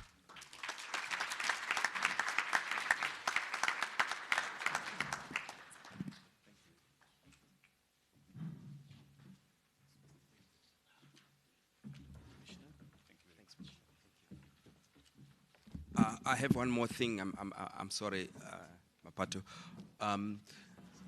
You know, there have been many midwives, to use the minister's metaphor, and the risk of listing people is that it always happens that you leave others. So, of course, the entire management team at the Commission was heavily engaged with this, and I thank them for that. But there are also other people who work, I would say, in the background, really deserve to be acknowledged. From our side, the Deputy Commissioner who was running with this is Hadin Rachisusu. I know he spent a lot of time on this. And on the department's side is Dr. Anban Pillay, who really has been a pillar of support, and we communicated with him at any time, including at midnight. So thank you all for all the work you've put on this. Thank you.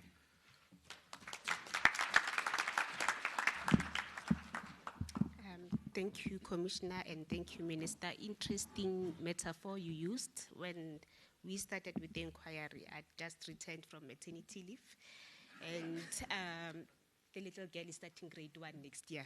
That's how long it's taken. At this point, I'm going to call our HOD of communication, Mr. Sipankwema, to facilitate the Q&A session. We don't have much time, and I've kept him to 15 minutes. I hope we'll be able to address all the necessary questions. Mr. Ngwema.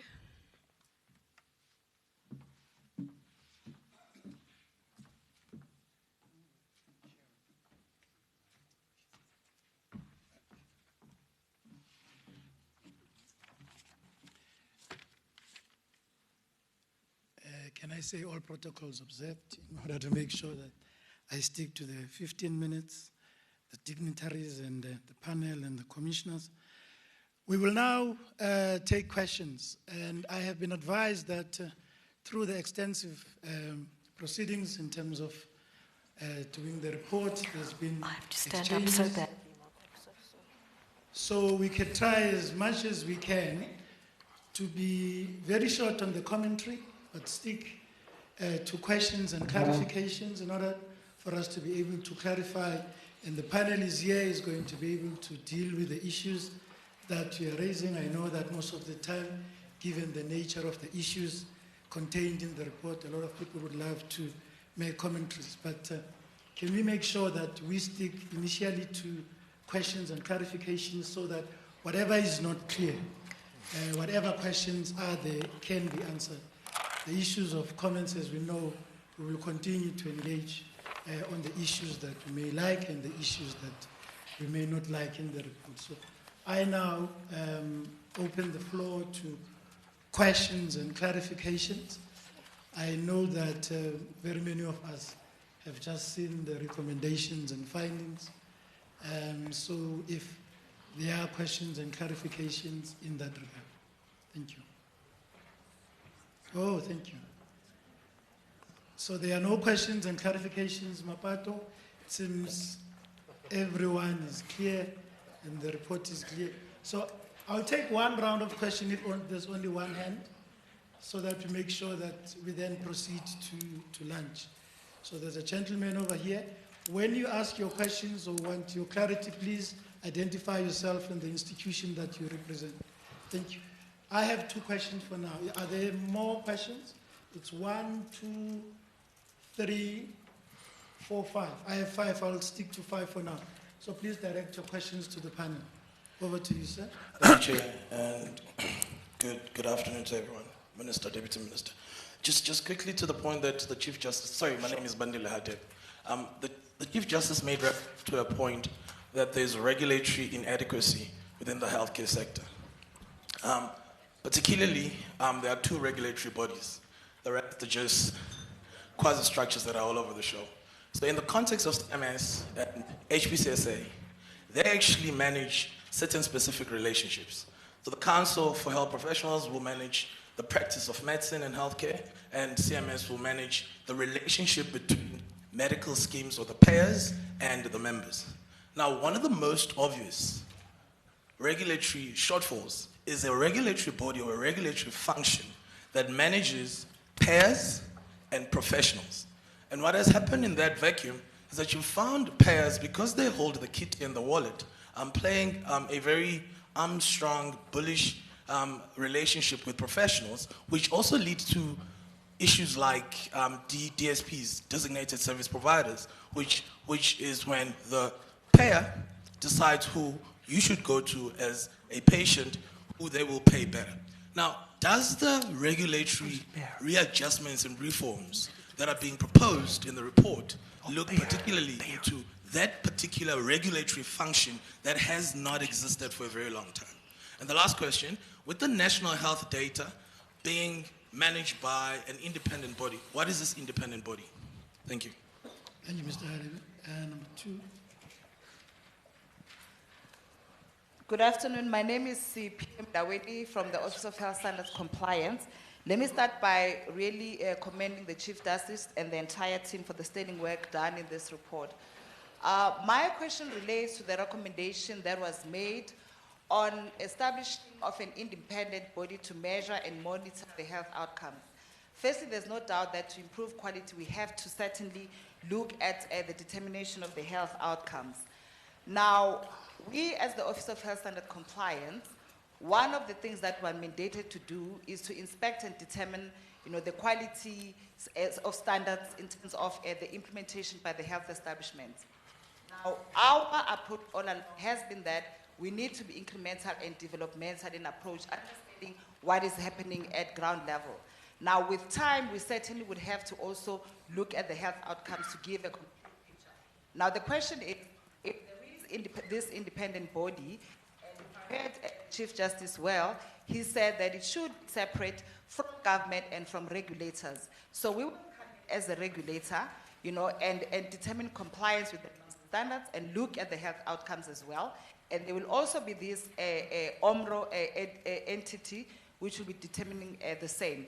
I want to find out if the inquiry did at some point consider a relationship, if any, between the Office of Standard Compliance as well as the new organization to be established. And I'm asking this because there's a lot that happens in terms of the functions of the regulators of this body. So if you could get clarity on that.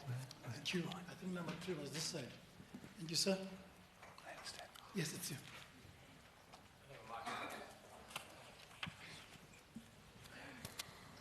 Good morning, Kane Slutskin, UBS. Just on the timeline, what should we expect? You said it goes to Parliament.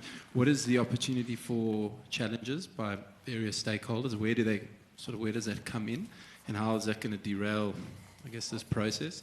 And then just on, you mentioned sort of data is the big thing of this report. You've accumulated big data. How reliable is this data, though? Particularly if I look at it, it looks as if you're quoting 2016 data. And I'm just wondering whether things have actually sort of moved on in 3-4 years since this process has begun. Particularly as an example, from a hospital group perspective, there's zero new capacity that's really coming in from the big 3 groups. They're not adding beds, they're getting squeezed by the funders. So I'm just wondering whether those market share numbers in particular, are they very accurate at using 3-4 years ago? I'm just wondering whether things have actually changed over the last 3-4 years. Last 2 questions on that side. Says in the facilities and the new entrance. Can't hear. Okay, good day. I'm Sibongile Chabalala. I'm from Treatment Action Campaign. Thank you, Chief Justice, for the report and the recommendations.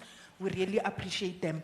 But as the person who's from the ground and representing people on the ground, my question is to the ministers, because the recommendations are here and the report is here, and the question is, when are people going to understand this report? Because most of the time we get these reports, but people on the ground, they don't understand.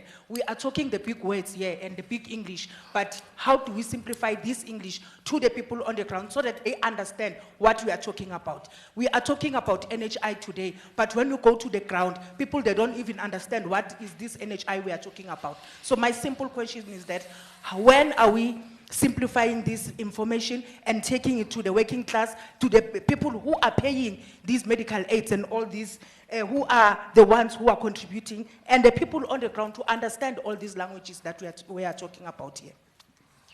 The last one.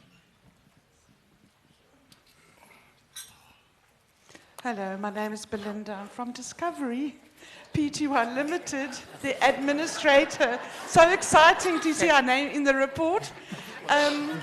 So as the administrator, we administrate 18, 19 schemes, amongst them, of course, Discovery Health Medical Scheme. I'm just curious about this one option, a benefit option. Does that mean inclusive of the other options, or is the idea just to have the same across all schemes? Thanks. Thank you. We'll start with the panel to address some of the issues, and then the last question in terms of going to a communication strategy will go to the minister. Start with the panel. Okay. Thank you, Mr. Hatebe. I'll take. Oh, sorry. Sorry. What I was going to propose is that we deal with these questions. These questions will be dealt with by all of us, depending on the type of the question.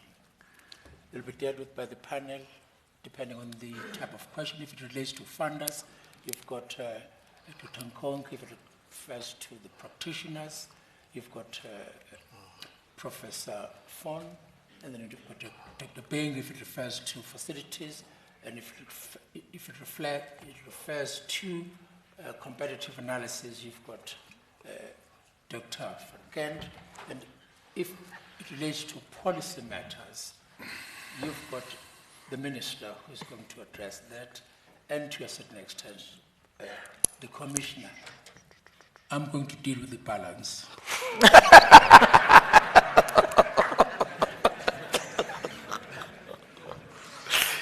Okay, thanks. Mr. Hatebe, I think the question is about the interface in terms of particularly providers and funders as it relates to pricing.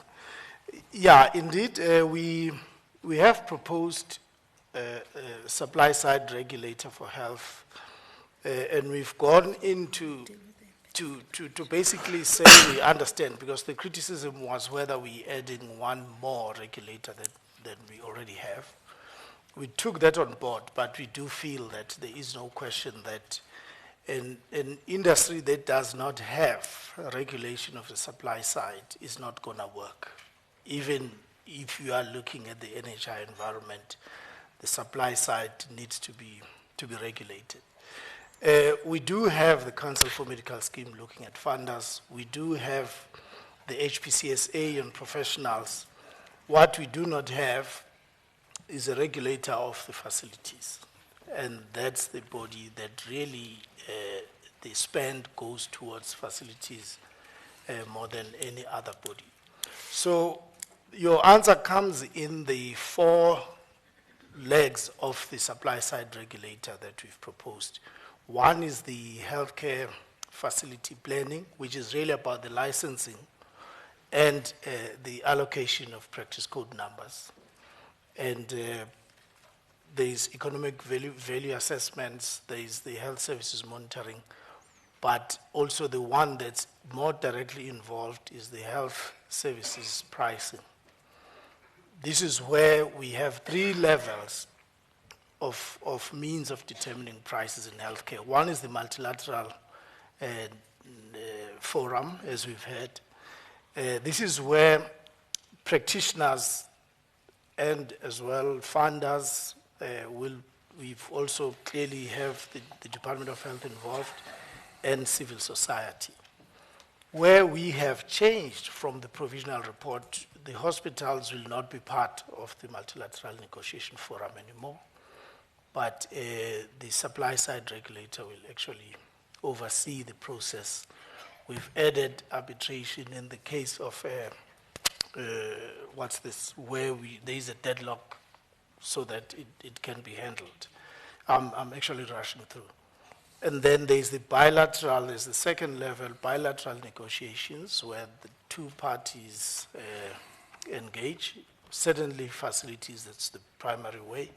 For professionals as well, we say to the extent that they want to improve their negotiations beyond just fee-for-service tariffs, they can engage. And the third level, of course, is provider networks, where we make a distinction between fee-for-service networks and value-based contracts from the network perspective. In all of these, the role of the supply-side regulator is critical, because while some of these are pro-competitive, there's always the unintended consequence of these things.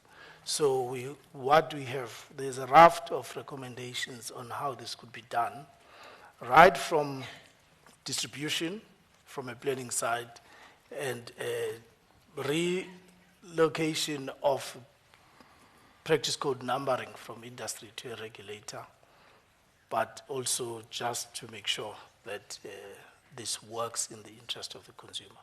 The detail is there. Unfortunately, we don't have time, but it's an entire chapter on its own. Thanks. I'm going to come to the issue of data. The data that we've already collected, we have made a recommendation that this should be curated, and similar to the way Stats SA operates, that this would be available for people to use, because there's a lot of more questions you can answer. But we're also recommending the collection of data going forward. And that data needs to be collected, collated, curated, and made available. And so the continual updating of these data is absolutely essential. Anyone who sat in any tribunal hearing about a merger, you will hear the tribunal speaking to the hospital saying, what, you still don't know how many beds you've got? And so bed data, for example, does need to be reported and collected. Occupancy rates have never been collected. And so there's a mandate, there's a whole lot of data that does need to be collected. And that will go on forward. As far as the changes since 2014, clearly that's the only data we have that we're presenting here on the slides. But in fact, in the report, you will see we have updated the data. We've certainly taken into account changes in the industry. We looked at it in our April seminar this year, and our conclusions don't change. There have been some changes, and they're minor. And they have not changed the general conclusions around concentration. With regard to the Office of Health Standards Compliance, we think they're an absolutely vital, important function within the system. We believe that their function needs to, they already are a semi-autonomous body, and that needs to continue. We believe that much of what they do would ultimately, in fact, fit very comfortably within the supply side regulation of what we're proposing. And we're anticipating an extension of their function in terms of not only looking at public hospitals, but as already in the law, private hospitals, but also at individuals' doctors' rooms, where people are providing services. They have to meet a minimum standard, and we see this continuing.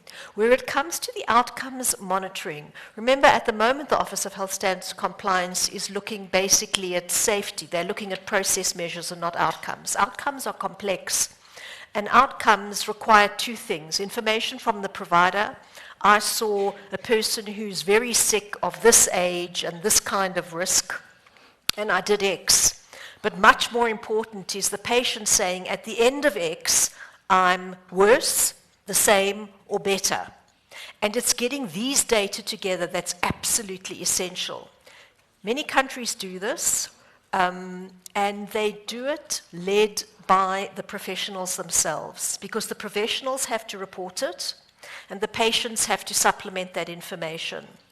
And in countries, and Kees van Gent has given us a lot of examples. He ran a system like this. Sorry, Kees, I'm taking your words. Yeah, that's okay.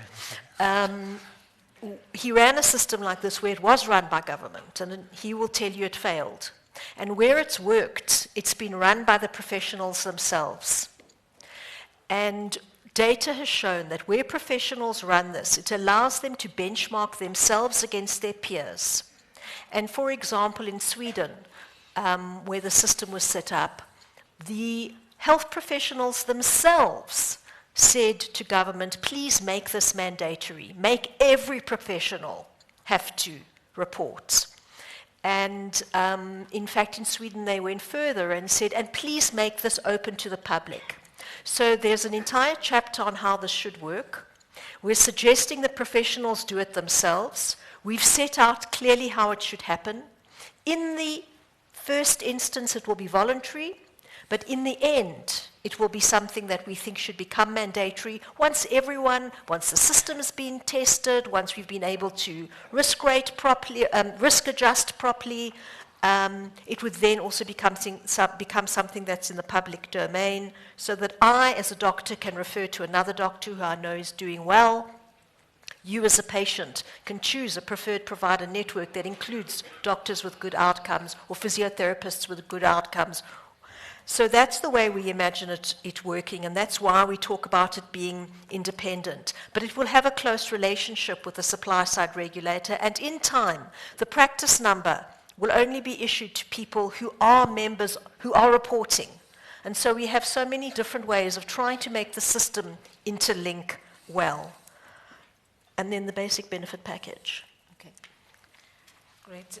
Thank you for the question from Discovery Health. Indeed, we are recommending one base, obligatory, standardized base package that will be offered across medical schemes. We observed during the inquiry that there's over 100 different benefit options. In addition to that, there are different deductibles and exclusions, and this disempowers the consumer and allows the industry to have a competition that is based on risk. In other words, competing for the healthy and young.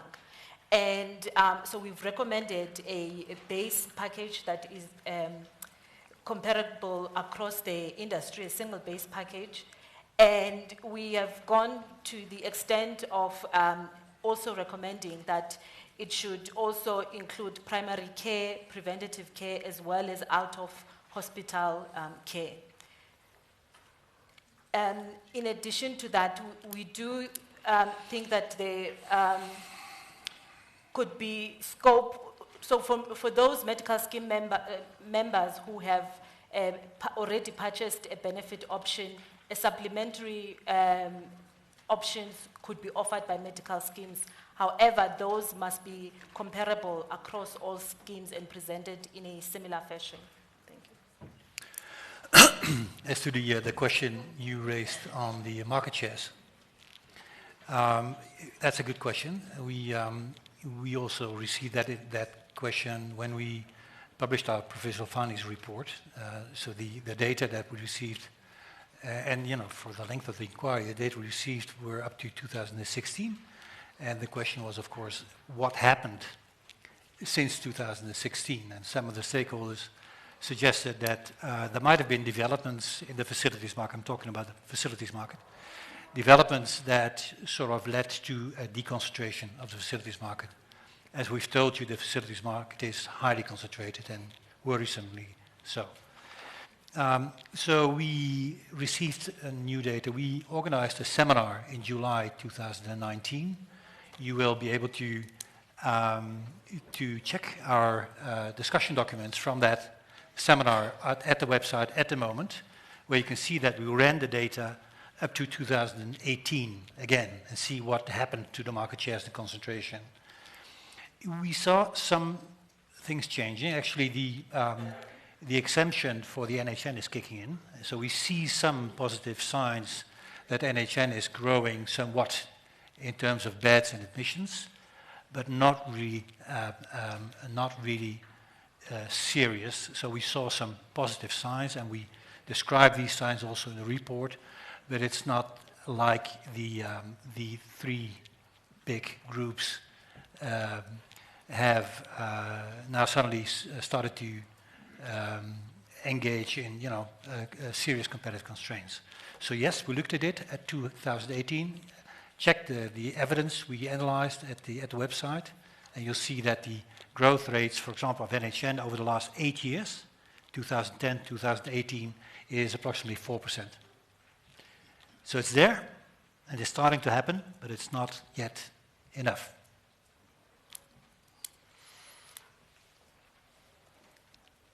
I think we're done.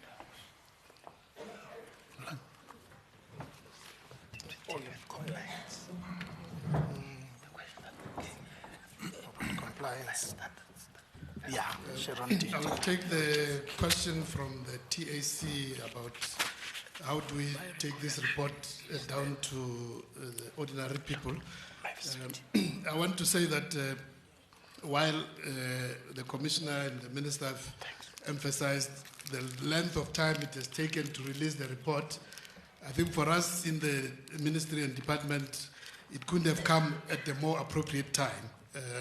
The delay, in a way, is a blessing in disguise, in the sense that, as all of you would be aware, that the NHI bill has been tabled in Parliament. The parliamentary committee has already publicized a process of consultation, public consultation. Now, as a result of that, we're working very hard to make sure that those discussions are brought to the most simplest, engagement with the public. And just a few days ago, we've been working on making sure that that simple communication is translated into all languages, all 11 official languages. That process is already advanced. So we see this as a synergistic process because the release of the report gives us more information which serves as a basis for why things can remain the same, why the status quo can remain the same. And in the same process as we communicate why there must be change in the direction of the NHI, we will be able to use the information from the health market inquiry to explain further what are the current challenges and the shortcomings in terms of the system. So we're going to integrate that communication as we move forward. So indeed, we will make sure that ordinary people on the ground are able to engage with these discussions. Thanks.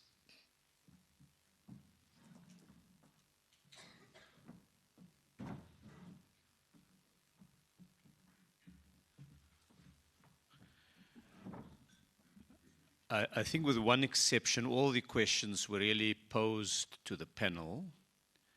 And the questions that relate to overlaps between existing institutions and the proposed institutions, this will all be part of what we will consider carefully. The Minister of Health will apply his mind to this, will give it careful consideration. And ultimately, once he's weighed up all this and he's had the opportunity of presenting all of this to Cabinet, we'll make a decision as the executive on the, let's call it the institutional frame that's appropriate in future, and then all the adjustments that would have to be made along those lines to build a coherent system with no duplication, the least cost to the taxpayer, and the greatest effectiveness in society would be what the outcome would be. So I'm not going to add to what the panel has covered at the technical level. On the communication, I think Deputy Minister Phaahla has set out the approach government will take. I will add to that that, of course, when we table this report in Parliament, it means 400 representatives of South Africans drawn from across all of the provinces will have access to this, and in their constituency work, they'll be encouraged to make sure that this is communicated. The trade union movement, with thousands of shop stewards, will no doubt want to take careful note of this, because many of the funding arrangements come at company level through medical aid schemes and industry schemes, and I'm sure they will also assist in the communication of this. And then, of course, the media plays a critical role, and there are set-piece opportunities like today. I'm sure there will be many, many others over the next few days and weeks where this will be publicized by radio, television, and so on, so that, in fact, the findings are widely known. But that's just the first part of it, because this report is now a basis on which the executive can make decisions. It's those decisions of the executive that is critical. And there, the regulator will immediately be able to move the next time there's a merger application in the commission process. The regulator has reference to the recommendations that have come out here. It must still meet the burden of proof that the law sets. So in fact, the issues, the factual issues would still have to be ventilated there, but it's informed by the recommendations that come out here. At a policy level, as I've indicated earlier, we will give careful consideration. We've received the report today. We will study the report now, and then in due course, the Minister of Health will lead the public communication of the outcomes of government thinking on these things. So it's to make sure that our people know what the outcomes are. That's critical in a democracy, because that also builds the constituency that is necessary to understand the changes that will have to come out. Because what these recommendations say, what the findings say, it could either have said, all is well, leave it alone. Or it could say, all is not well, change is needed. And it selected to say, all is not well, change is needed, and we will now need to work through that. And in a democracy, you've got to build a constituency of support for it. My advice to the private sector would be to engage constructively on these issues and on the recommendations. No good cause is served by an endless attempt at, why do you say this on page so-and-so? I think the big broad thrust of it is necessary to have changes in the industry, the exact nature thereof, the judgment call on which changes, that is going through a process now. So I hope that that gives the necessary reassurance that we are going to make sure that this is a process in which people are involved. Thank you very much. May I just make two observations in relation to the regulatory framework as well as the data. Data that we use to conduct all of this analysis was a subject of a huge debate. My recollection is that with stakeholders coming back to us and saying, wait a minute, things have moved on, there's been a change. But the bottom line is that with regard to some other facilities, the difference came down to this. Whether it was a question of semantic or something else, I don't know. But they took the position that the facilities were moderately concentrated, and we took the position that it was highly concentrated. So it may well be that there's a question of semantic, but can I just talk about the bodies that we have advocated and the extent to which that may overlap with the functions of the existing bodies? What you will notice in relation to these new bodies that we have recommended is that the theme that runs through all of them is that they are independent institutions with no link to government. We want to make sure that they are independent and they are functionally as well as financially independent so that they can carry out their duties effectively and efficiently. The other issue that I want to raise in the context of these regulatory bodies is that if you look at the National Health Act of 2003, my recollection is that it came into operation sometime in 2005, I think it is. Today, we are in 2019.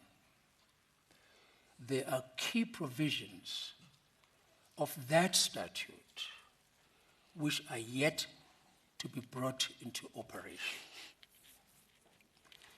When we had public hearings in Cape Town in 2015, we raised these issues with the department.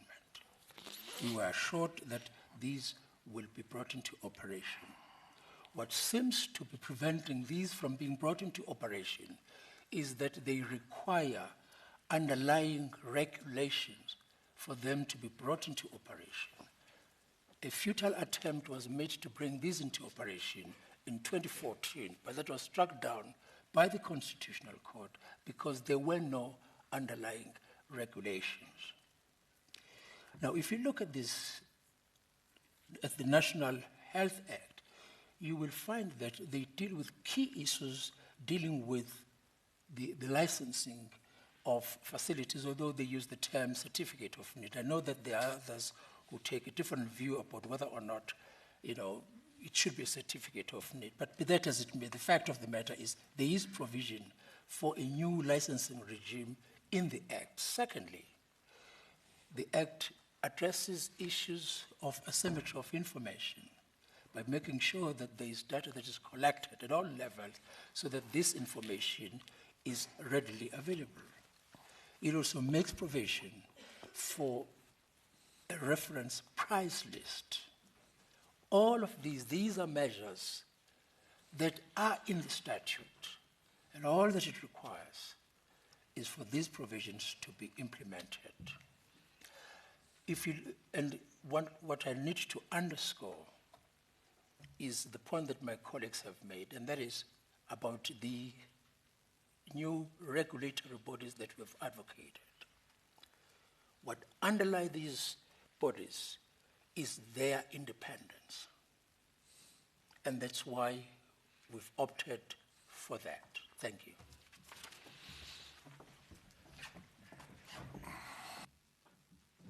Thank you very much. Before I move to the last two questions, if any, just want to remind the media that there will be an opportunity for one-on-ones immediately after lunch, but also Lydia is taking requests for further media interviews in the various platforms, so continue sending your requests to her. If there's any follow-up questions or any question with regards to our proceedings today, I only have time for one or two, but I seem to think that everything has been adequately clarified. We are all fine, but I'm sure the engagement process continues, and we'll be able to deal with further clarifications outside these proceedings. I see there's only one question and one question only, so I'll take that question, and then after that we will move to lunch. So I see you, I recognize you, ma'am, and I think there's another question there. Those are the only questions we have for the formal proceedings, and we'll be able to take further in the various platforms we engage in, and also probably as we interact during lunchtime. Thank you very much. Thank you very much. I am a representative of the South African National Consumer Union. Can you hear me? Yeah. And I would like to find out, how do you see the role of the consumer in the processes that are to follow from now on? Because, I mean, ultimately the consumer is the one who will benefit or not benefit from what is happening in the health sector. Thank you. Thank you. That's question number 2 and the last question. Thank you. Brian Ruff from PPO Serve. We do value-based healthcare, not just talk about it, I guess. I have one question and one comment, if I may. The first question is, there's a lot of discussion about stopping mergers, but your report clearly shows that we're way beyond that. The report last year, there was discussion of potentially dealing with the dominant issues at a regional level. Can you tell us why that's completely disappeared?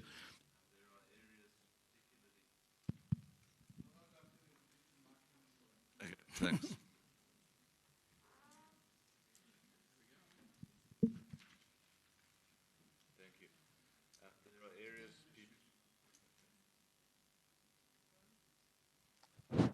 Thank you. There are areas, particularly in Johannesburg, where Discovery has 60-70% penetration, which basically means that anybody or any group of clinicians wishing to do any kind of progressive value-based care project is simply impossible. So I'd be really interested to understand why that particular direction disappeared. The comment that I'd like to make is that you talk quite a lot about value-based care and its importance, and yet much of the technical discussion is around how to make fee-for-service work. I would much rather have seen a lot of recommendations about the kind of ranges of benchmarks that are required at a national, for some kind of national body in order to facilitate value-based care contracting? Thank you. Thank you very much. I'll do the... Mr. Ruff, nice to see you again. 5.5 years, seeing your face. Yes, we have, in our provisional report, we have, how should I put it, Judge, sort of tentatively tabled the subject of divestiture and a moratorium as an answer to the worrying degree of concentration in the market. And of course, we have also looked to what happened abroad with, how competition authorities normally deal with overly concentrated markets. And we knew when we put out this tentative recommendation for discussion, we knew that divestiture and a moratoria are a very hard subject to implement. But we still did it because we wanted to hear some, we hear submissions and hear stakeholders, both from supply and demand side, respond. The overwhelming response was that I think people understood why we tabled this discussion, but the overwhelming, I think, majority of people thought it was an impractical recommendation. In the sense it's very hard to implement, with very long periods of litigation following, as has happened, by the way, in the UK, as you probably know, Mr. Ruff, that ultimately the competition authorities there had to draw back this recommendation. And secondly, we were also worried that maybe the answer was not proportional to the problem, and that a competition-based solution might be a better answer to the problem. So that's the reason why we have formulated three sort of different directions in the hope to improve quality in the facilities markets. And that is, we have asked the Competition Commission to step up enforcement in this market, especially in the sphere of creeping mergers, but also in other spheres. You'll read in the recommendations. We have made an attempt to step up competition, the procurement market, which would put more pressure on facilities. And our regulatory answer, I think that has been discussed more than once.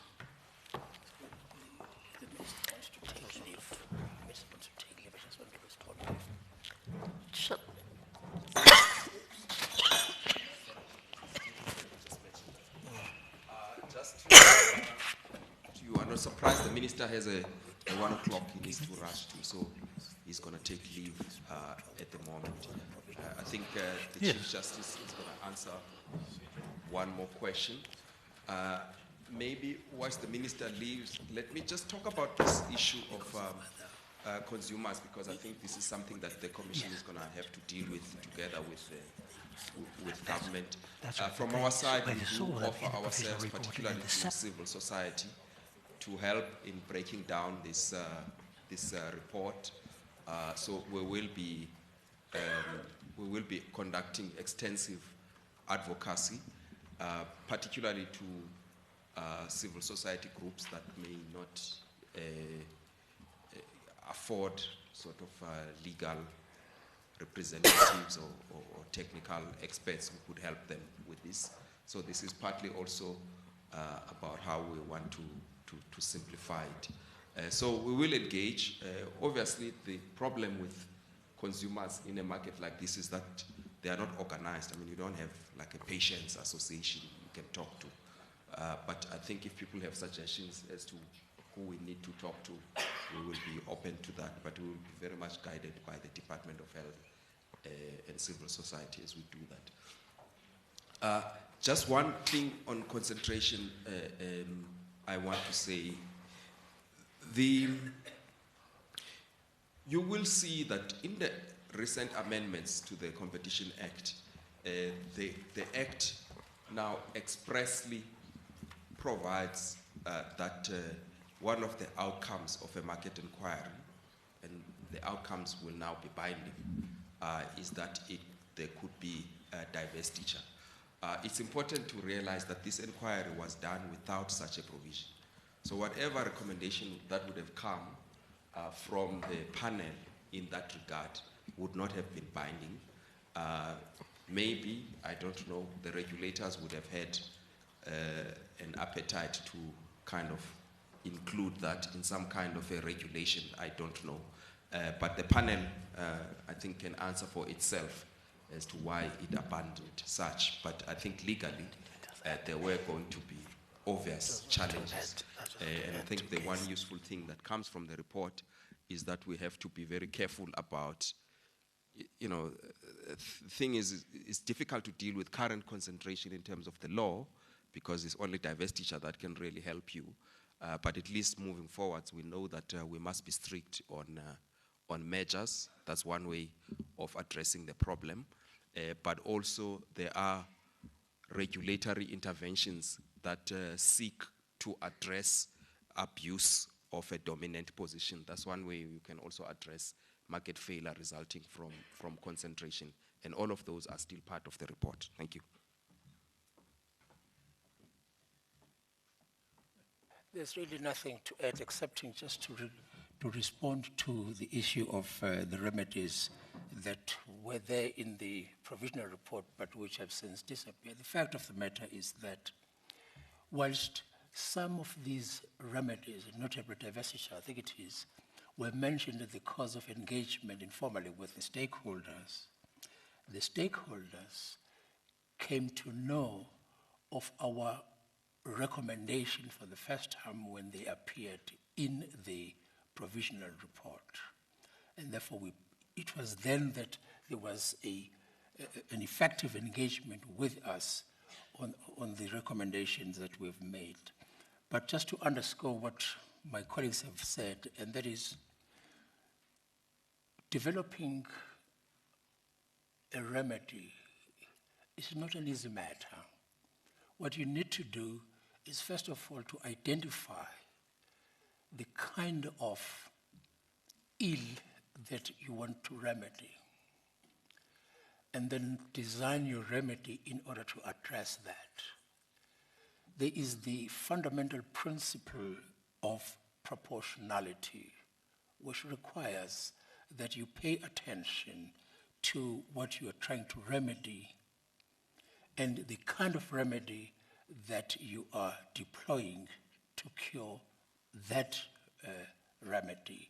So there's one of the factors that we took into consideration, quite apart from the fact that, you know, when you're dealing with issues of divestiture, it's quite a complex matter to implement.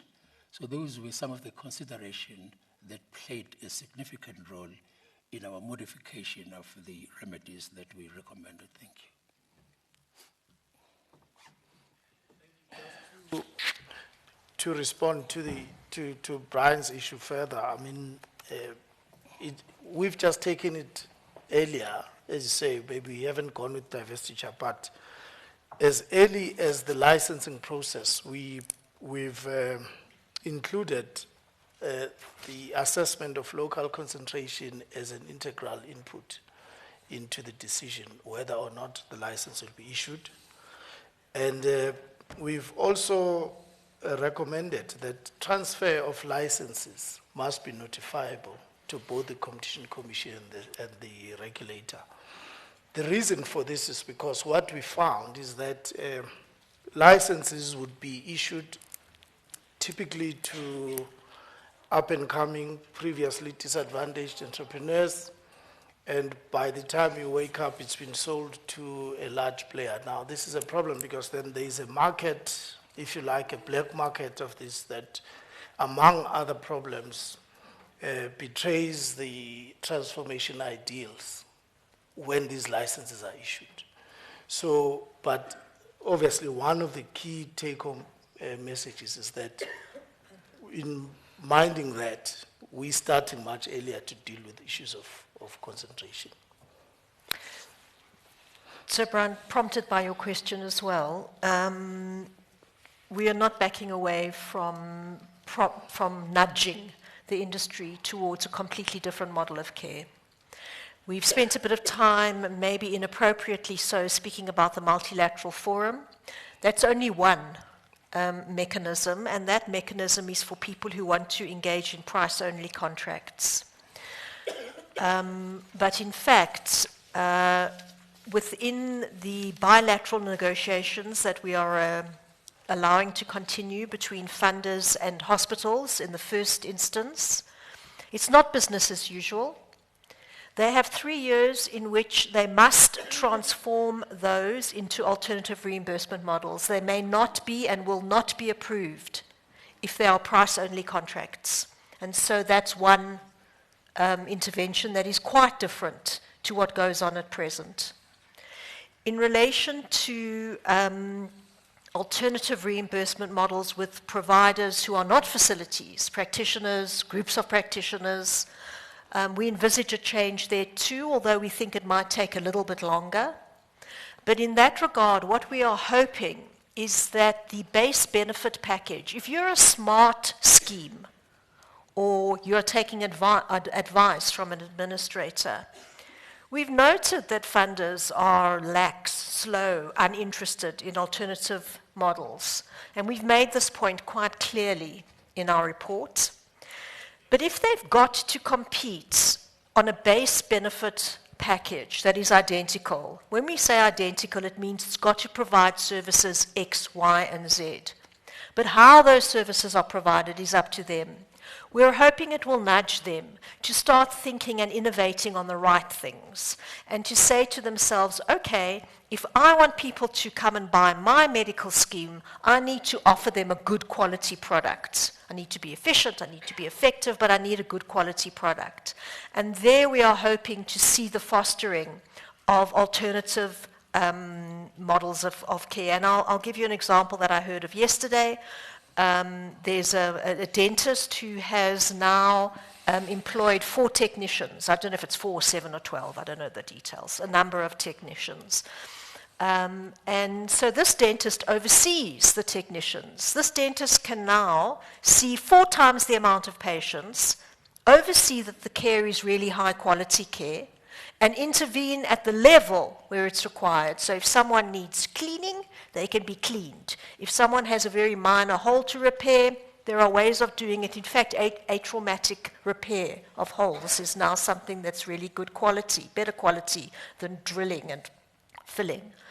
And so a scheme that does not engage in these alternative models of care will be missing an opportunity to attract people to their particular scheme. And so we're hoping that the base benefit package is a huge nudge to the scheme and administrator market to start embracing alternative models of care, alternative models of funding.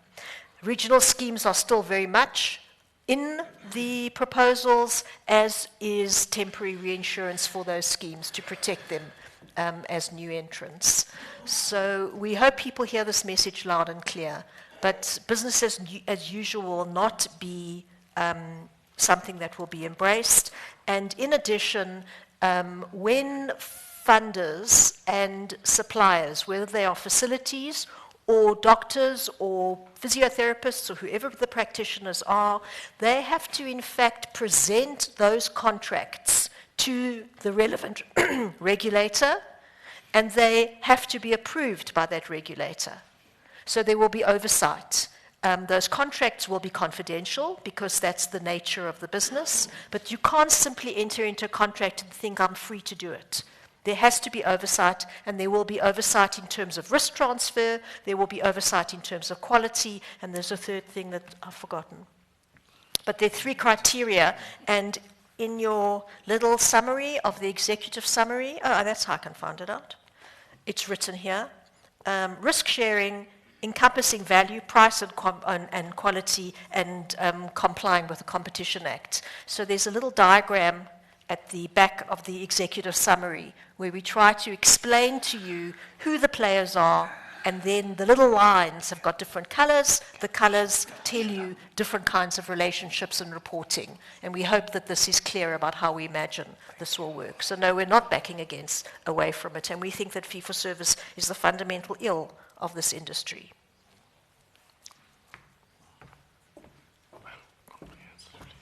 Thank you very much to the dignitaries and the panel.